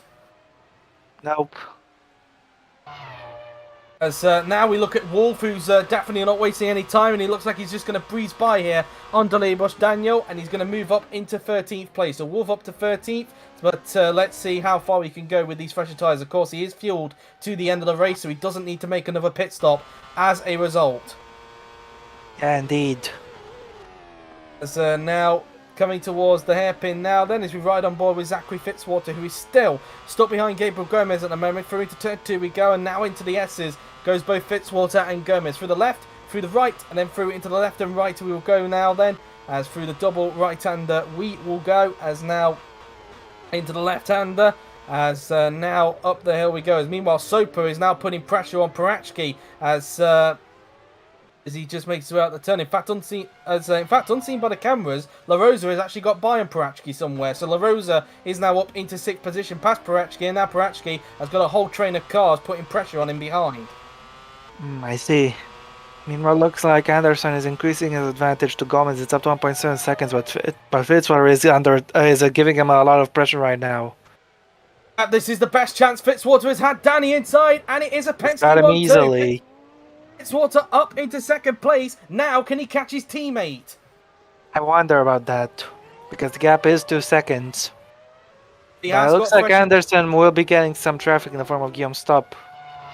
Of course, let's not forget Fitzwater has got fresher tyres. Meanwhile, Soper trying to go around the outside like we saw with Anderson do before the pit stop on Parachki now then, but Parachki's just going to hold on for the moment as meanwhile there's a big battle going on behind at this stage. So a whole group of cars fighting for the bottom end of the points as meanwhile Fitzwater now going to look like he's going to get away now from Gabriel Gomez. Let's see what the gap is like between him and Anderson at the end of this lap. It's currently 2.1 seconds as you can see on the bottom of your screen now then, and rudely it does not show us, which is a little bit rude. Unfortunately.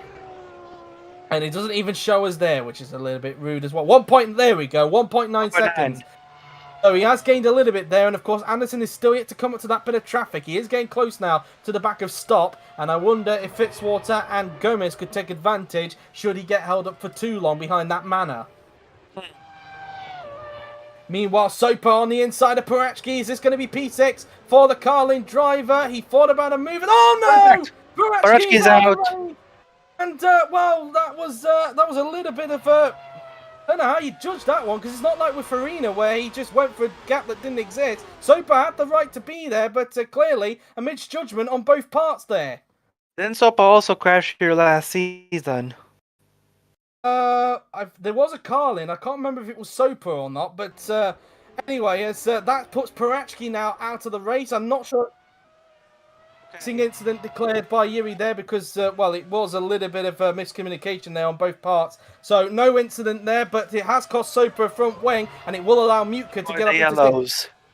But yeah, there is now yellow flags up at turn 1 as a result of that, so you can't overtake down into that corner, and Mutka finding it a bit difficult to get by on Soper as everybody's just queued up behind him at the moment. But yeah, we're now down to 20 runners as a result of that. Yep, Tachik will be next to pass him, and he's done it. Yep, and so will... Careful here. Yep, it's getting a little bit tight. In fact, Wolf's now on the back of this lot as well. So Wolf is, thanks to those fresher tyres, has caught up very, very quickly. Yellows have been lifted. Yep, so the yellows are now gone at turn 1, as meanwhile Anderson has now put a lap there.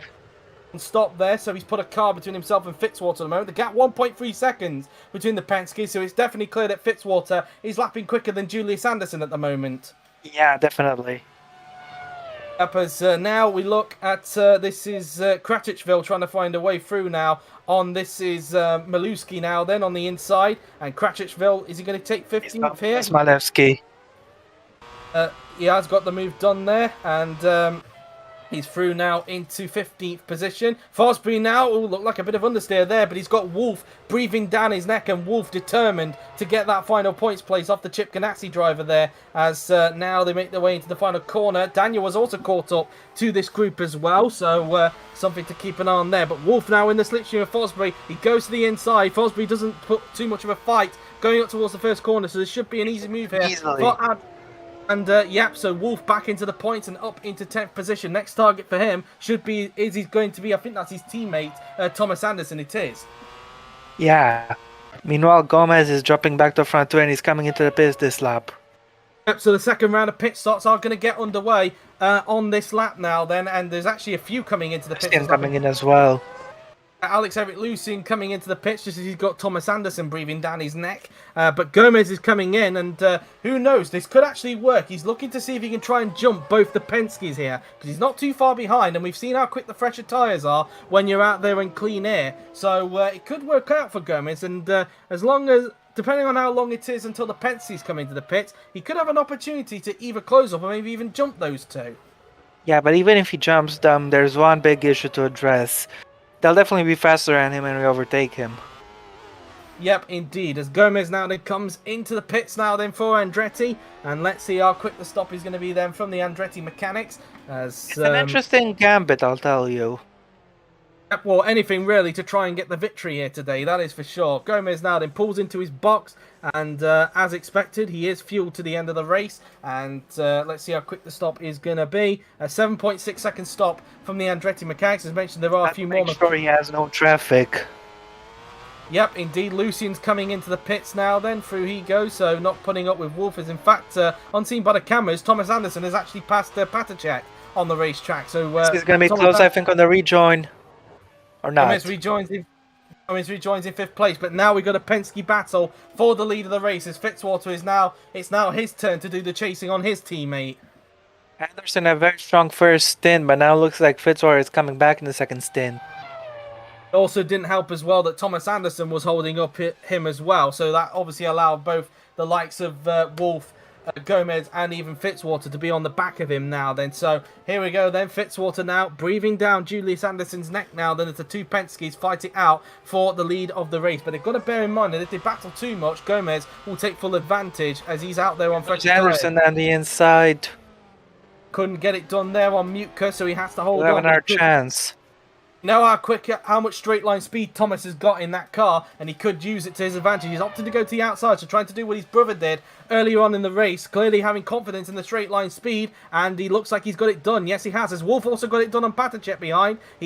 Well, no, in fact, they're still side by side, but I think Wolf is going to hang it around the outside, and he gets the move done. So both pyramids at the same time getting by on the pure straight line speed there. Yeah. As we look at Florian Volker, meanwhile, who's in 3rd position, having a pretty quiet race, it's fair to say, in the Andretti, as he will be making his way up the hill very, very soon. He's got a comfortable gap to La Rosa, and in fact, he's pitting at the end of this lap, is Florian Volker. So he'll be coming in very soon. The Penskes are still not opting to go into the pits just yet. Of course, let's not forget that Fitzwater did pit a lot later than these guys, so you would expect him to pit later on as well in the race. But it depends on if Gomez can take full advantages. Meanwhile, Fitzwater close on to the back of his teammate Anderson, as for anybody who's curious, 10 minutes to go until McLaren do their live stream to launch their 2023 Formula 1 car, for anybody curious. So you might end up split. I didn't even know it was today. Well, there's 2 launches today. It's McLaren and Aston Martin, and one of them is happening towards the back end of this race, and the other one is happening during the Formula 2 qualifying session. So a lot of split screening going on today, it's fair to say, for our audience. So anyway, if you want to, you don't have to split screen. You can just do what I do and look at the photos later. Yeah, you could also do that.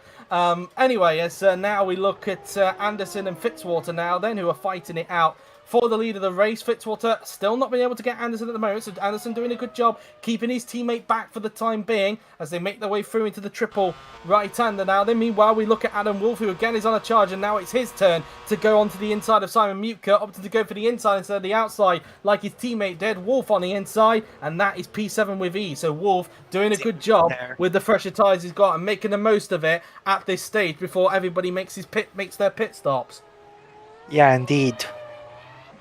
As now he'll try and get onto the back of his teammate Thomas Anderson if he can, and coming out of that turn he goes is now the 2 Penskes, as Fitzwater's still not pitting yet, and I don't think Anderson is as well, so it looks like they're going to stay out for a little bit longer. As Florian Volker meanwhile in the Andretti has just come into the pit, so Volker making his second and final stop of the race. But Fitzwater, can he potentially get a run on Anderson down to the hairpin? Let's see.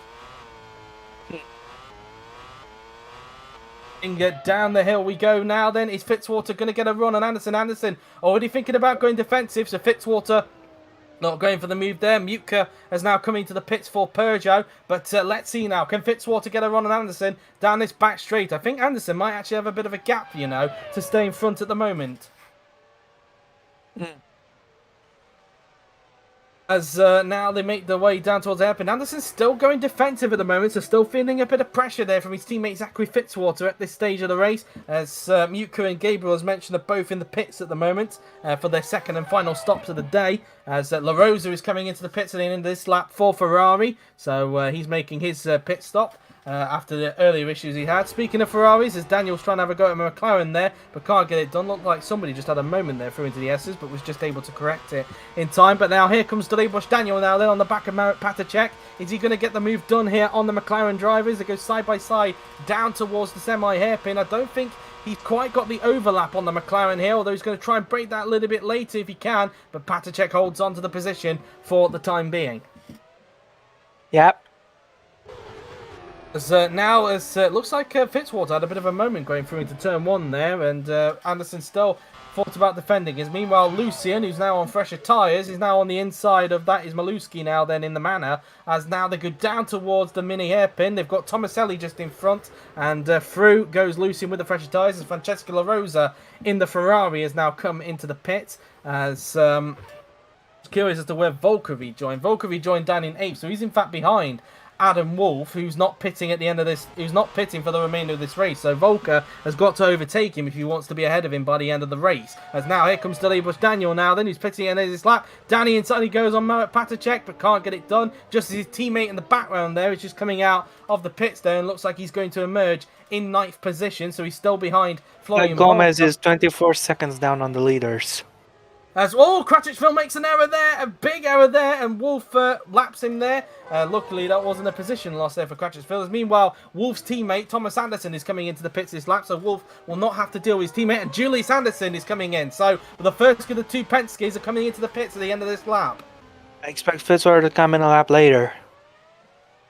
Yep, indeed, or maybe a little bit later on, because of course, let's not forget, Fitzwater did leave his pit stop a little bit later on than the others previously, so that's obviously something to keep an eye on there then. So that does confirm that everybody is on a 2-stop today in this race. In a second, I think he'll get a jump.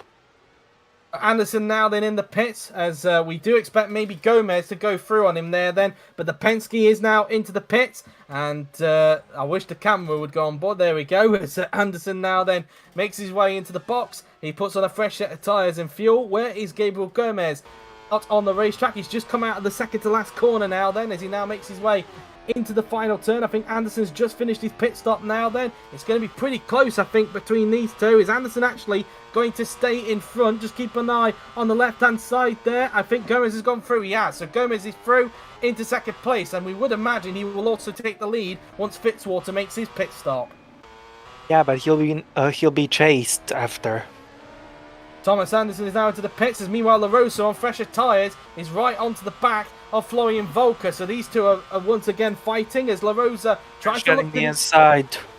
Is he going to get the move done on Volker into turn 1? Oh, that was close, but thankfully nothing disastrous there, and Volker holds on to the place. Anderson finishes his pit stop. Where is he going to emerge then? As his teammate Wolf is now up into 4th place thanks to everybody pitting, and Thomas Anderson rejoins in 7th place. So despite the fact that he qualified down in 15th, he's just come out in front of Lucien. So despite the fact that he qualified down in 15th, it's been a pretty good comeback for Thomas Anderson in this race.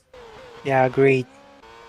As Fitzwater is pitting at the end of this lap now then. So the race leader, Zachary Fitzwater, is now coming into the pits. And we do expect both Gomez and Anderson to still be in front of him after he makes his pit stop. But he's going to be on fresher tyres compared to both of them. Okay, maybe 1 lap more than Anderson, but still, it's fresher tyres nonetheless. As Muka, I think, just made a mistake there, as he's got Soper breathing down his neck. As meanwhile, Fitzwater is now into the pits for Team Penske. So the race leader is now in. And let's see how quick this stop is going to be then. To go. Let's see how quick it's going to be then. Fresh set of tyres and fuel. He probably won't need to put too much in because, as mentioned, we've had under 10 laps left in this race. 6.7, but he's having to wait because stop has just come in. So Fitzwater getting held up there by the manner of stop. Through goes Gomez there, I think. No, or is it Gomez? Yeah, it is Gomez, and through goes Anderson. So Fitzwater... And cost him maybe the race win.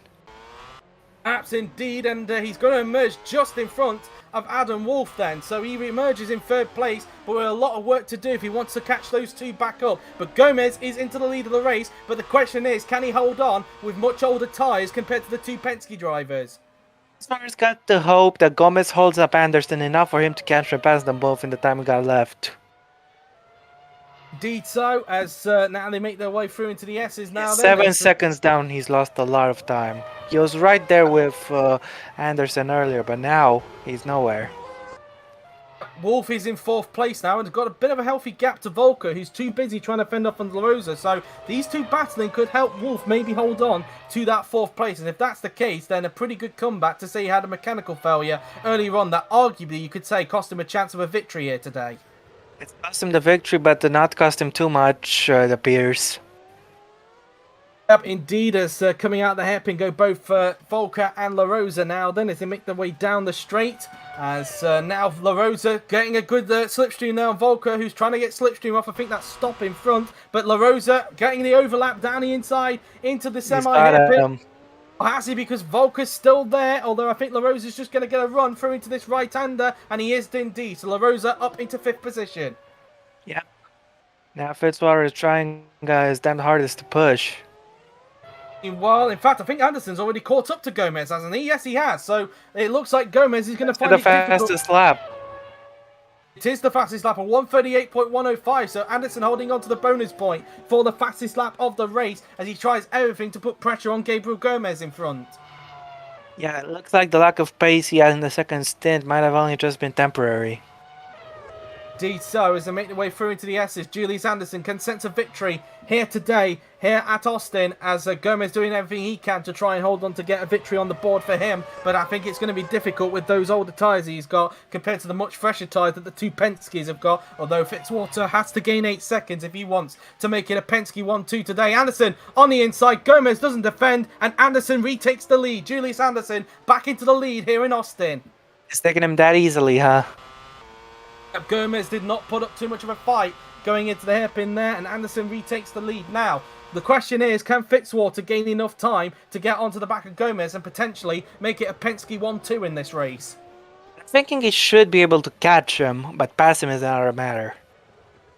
Indeed so, as Anderson just going around the double right-hander now, then he goes, and now heading in towards the left-hander will go the Swedish drivers. He's now starting to stretch his legs and pull away a bit now from Gabriel Gomez. The gap 7.8 seconds now, so Fitzwater is gaining, but whether he can gain enough, though, is going to be another question. Yeah, it's 7.2 between himself and Gomez, so it'll be interesting to see what happens here. Martinez comes in for his final pit stop of the day, and I think he is going to be a lap down as a result because the leaders are now coming down the pit straight. In fact, I think he's just emerged, so maybe not too far away, but we'll wait and see on that. As in fact, no, they have lapped him. I just saw the pink car there on the right-hand side of the pit lane there. So Martinez now a lap down as a result, as Gomez continues to lose time now to Julius Anderson, as they have, including this lap, 7 laps to go here at Austin, as Fitzwater tries everything he can to close the gap onto Gomez before the end of the race. Yeah. As now coming around the section of corners now, there's 6.3 seconds the gap now between Fitzwater and Gomez. He is gaining quite a bit, but is he going to gain enough for the end of the race? We will keep an eye on that gap as the laps go by, as he now makes his way down the hill towards the hairpin. Anderson's just come down the back straight now then on the racetrack, as meanwhile Soper under pressure here from Delay Bosch Daniel, who's trying to get 11th place here from the Carlin, but can't get it done. As, of course, Soper lucky that it was only a racing incident and it was deemed between himself and Parachki. As out goes Stop, it's a mechanical failure for the Manor there, and Gillum Stop is out of the race here, and I think that's his 2nd consecutive retirement, if I'm not mistaken. I don't think he finished last time out in Indianapolis, so I do believe that is another DNF for the Frenchman. Yeah, indeed, what a shame his race just did not go to plan today. Meanwhile, Fitzwater is just 5.8 behind Gomez. He will definitely catch him. I am correct there. So he has still yet to finish a race this season, has Guillaume Stop, and it is a puncher that is taking care of the Frenchman. So still yet to finish a race this Stop, and he'll still not be classified in the Drivers' Championship as a result because he's still yet to finish a race this season. Yeah. Meanwhile, Daniel on the back of Soper here. Once again, they're still fighting for 11th. The yellows have now been lifted. They've cleared Stop's car there. But as a result of Daniel getting a bit of poor traction out the corner, thanks to him trying to overtake Soper, it's now put Patacek right onto the back of him. Yeah, indeed. He's going to have a shot. A bit of a shame, really, that Patacek is not into the points. His team, because, of course, his teammate crashed out earlier on, and he's now the only McLaren left, but it looks like McLaren are not going to get any points unless Patacek can start to sieve his way through the field. As whoa, a bit of a lock-up there for Volker there, pushing very hard, it seems, to try and well, I don't know why he's pushing, to be honest with you, unless he's trying to catch up to Wolf by the end of the race. In fact, we're not sure what the gap is like between La Rosa and Wolf, because we know that Wolf is on very, very old tyres thanks to the fact he had to pit earlier on thanks to a mechanical failure, and I wonder if La Rosa is starting to eat up onto his lead. I wonder. The gap now up to 3.5 seconds, make that now 4.3 between Anderson and Gomez, so Anderson pulled away in that sector by 0.8 of a second. Yeah, his pace is just another level in this last stint. I don't know what was wrong with his pace in the middle stint, but he sorted it out. Meanwhile, the gap is around 4.2 seconds now between Gomez and Fitzwater, as it's actually around 2 seconds between both Wolf and La Rosa. So La Rosa is actually starting to catch up now to Adam Wolf, so we could have a fight for fourth going on. It doesn't help that Wolf is actually stuck behind some traffic at the moment, so that might also help Francesco La Rosa get a little bit closer as well. 5 laps to go now for the race leader, Julius Anderson. Yep. Meanwhile, we now go down towards the semi left-hander now then, as now coming towards turn 2 we will go on the racetrack, and now into the right-hander, sorry, as now we look at Gomez, who looks like he's just going to settle, well, I'd say settle down. He can't really settle down too much because Fitzwater is gaining the gap. 3.4 seconds now between the pair of them. We just saw a glimpse there of Fitzwater approaching that left-hander, so you know what, Rob? I think he could be right onto the back of him just before the end of the race. But whether he can get the place, though, is another question. Yeah, that's what I said earlier. It'll be an interesting fight, I'm sure. Yep, as Anderson looking very comfortable now out in front. As long as he has no problems, he should be good for the victory here today. And as meanwhile, Daniel now on the inside of Frederick Soper. But again, Soper doing a good job fending off the Ferrari, and also at the same time the McLaren of Patacek. But it looks like Soper is not going to get any points thanks to the collision he had with Parachki earlier on, which made him lose a bit of front wing. As now La Rosa and Wolf are now fighting for 4th position. Wolf, I think, has got better straight line speed than what La Rosa has, even though La Rosa trying his best to go around the outside, but it's not going to work. So La Rosa has to hang back, but we have got a fight for 4th brewing now between those two, as Fitzwater continues to close in on Gomez in front. Yeah. It'll be interesting to see if he can pass him before the end. To the final couple of corners now then we will go, as now heading in towards the final corner on the racetrack. 4 laps to go now for the race leader Julius Anderson, as they now make their way onto the pit straight now. Then the gap between Gomez and Fitzwater is now well, the graphics are rudely not telling us there. Well done, unfortunately. So anyway, look at this. La Rosa is definitely getting impatient behind Adam Wolf. Clearly the fresher tyres benefiting him more at this stage of the race. Is he going to try and maybe go for a run into turn 1? I don't think he is. I think Wolf has just got enough of a gap to stay in front into the first corner. So it looks like La Rosa is possibly going to have to wait until perhaps the hairpin, or maybe even the back straight again. Yeah, indeed.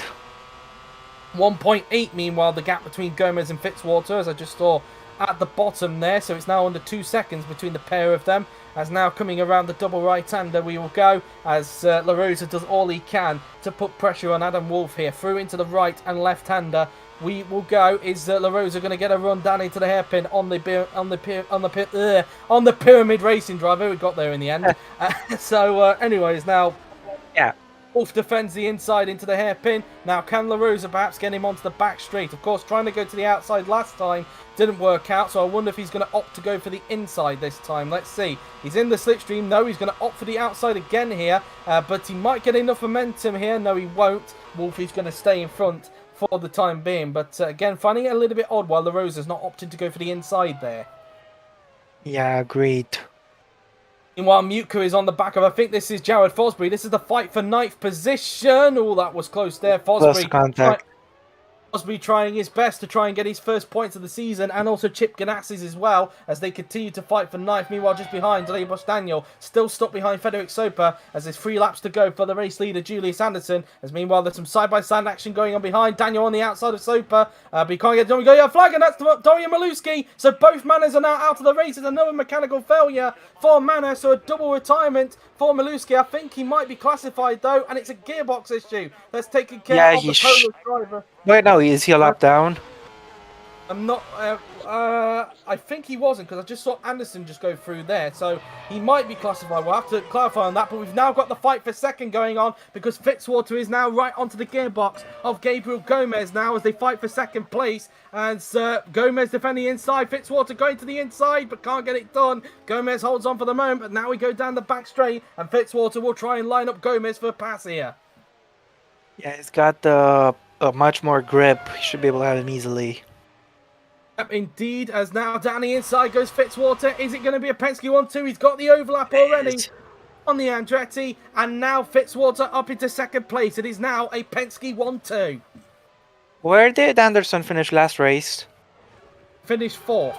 All right.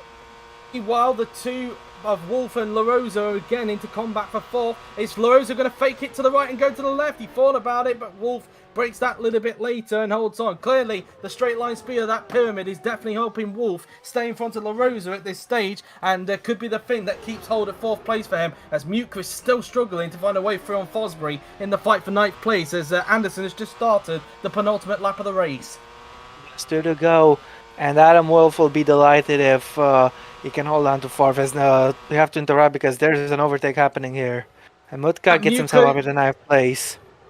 Finally got the move done, and that's P9 for the Peugeot driver. So up into ninth place, he will go now then on the racetrack. Soper still doing a good job keeping Daniel back in their fight for 11th place, so just outside of the points. But Muka up into ninth, but Fosbury still in the points. So he's still in that points playing position at this stage at the moment, and it would be the first points as well, the side-by-side action between LaRosa and Wolf according to the graphics down at the bottom. What's going on there? He's got the move done. LaRosa up into fourth place. Wolf will still be happy to salvage fifth after he might have thought he wasn't even going to score thanks to that failure, but he is going to score big, but he's not going to get fourth. You say that, but look who's right behind him. Florian Volker is now caught up to these two, and he could snatch fifth place. Wolf, there's no way he can get fourth. Yep, so it might be fifth, but he's still got Volker behind him, so he might even drop to sixth at this rate as Volker tries to put some pressure on him there as he now make their way through into the right hander, through into the left, and now making their way down towards the hairpin. Is Volker going to get a run on Wolf down towards this hairpin now? Then he's thinking about it, but he's going to hang back, so maybe he could try and get a run down the straight, but we know how powerful the pyramid is down the straight. Is that going to be the same case for Florian Volker here as they make their way down the back straight? Far back as Darabosh has overtaken Zolpa. You nearly said Zolga there, didn't you? So, yes.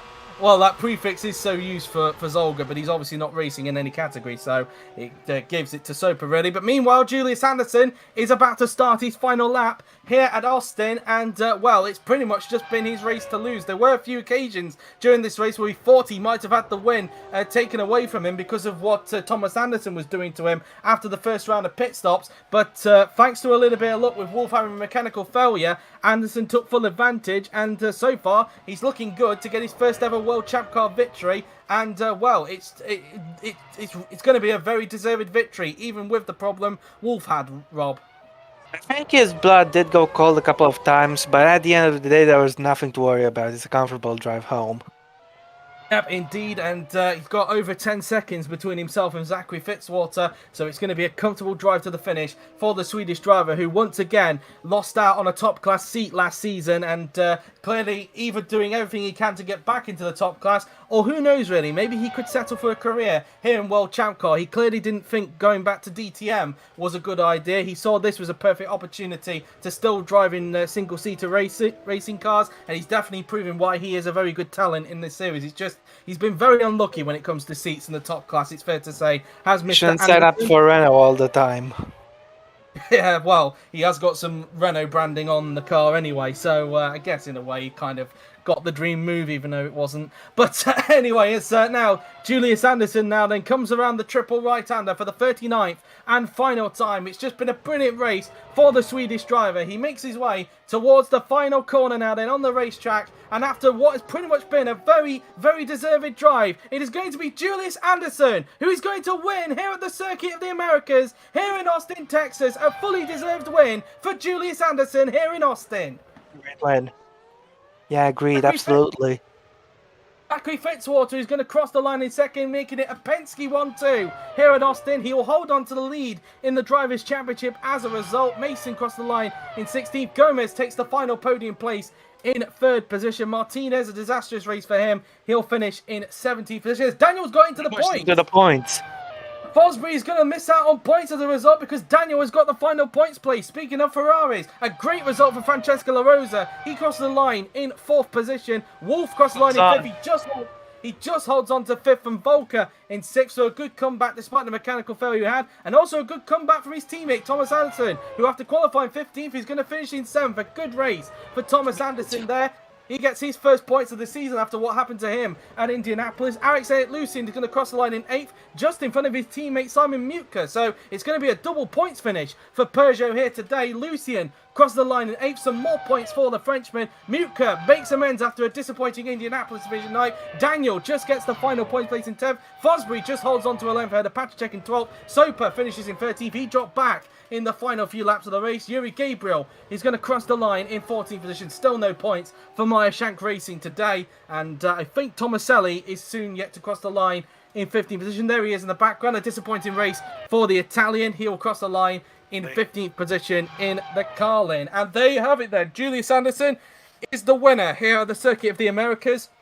And it brings him a little bit closer to Fitzwater in the Drivers' Championship. So here are the full race results. Julius Anderson wins the race from Zachary Fitzwater in 2nd. Gabriel Gomez in 3rd with Francesco La Rosa in 4th. Adam Wolf, what might have been in 5th with Florian Volker 6th. Thomas Anderson, a good recovery in 7th with Alex Eric Lucien in 8th. Simon Mutka in 9th. Double points for Peugeot with Delebosch Daniel completing the points in 10th, nabbing the final point off of Jared Fosbury, who finishes 11th. And you can do the rest, Rob.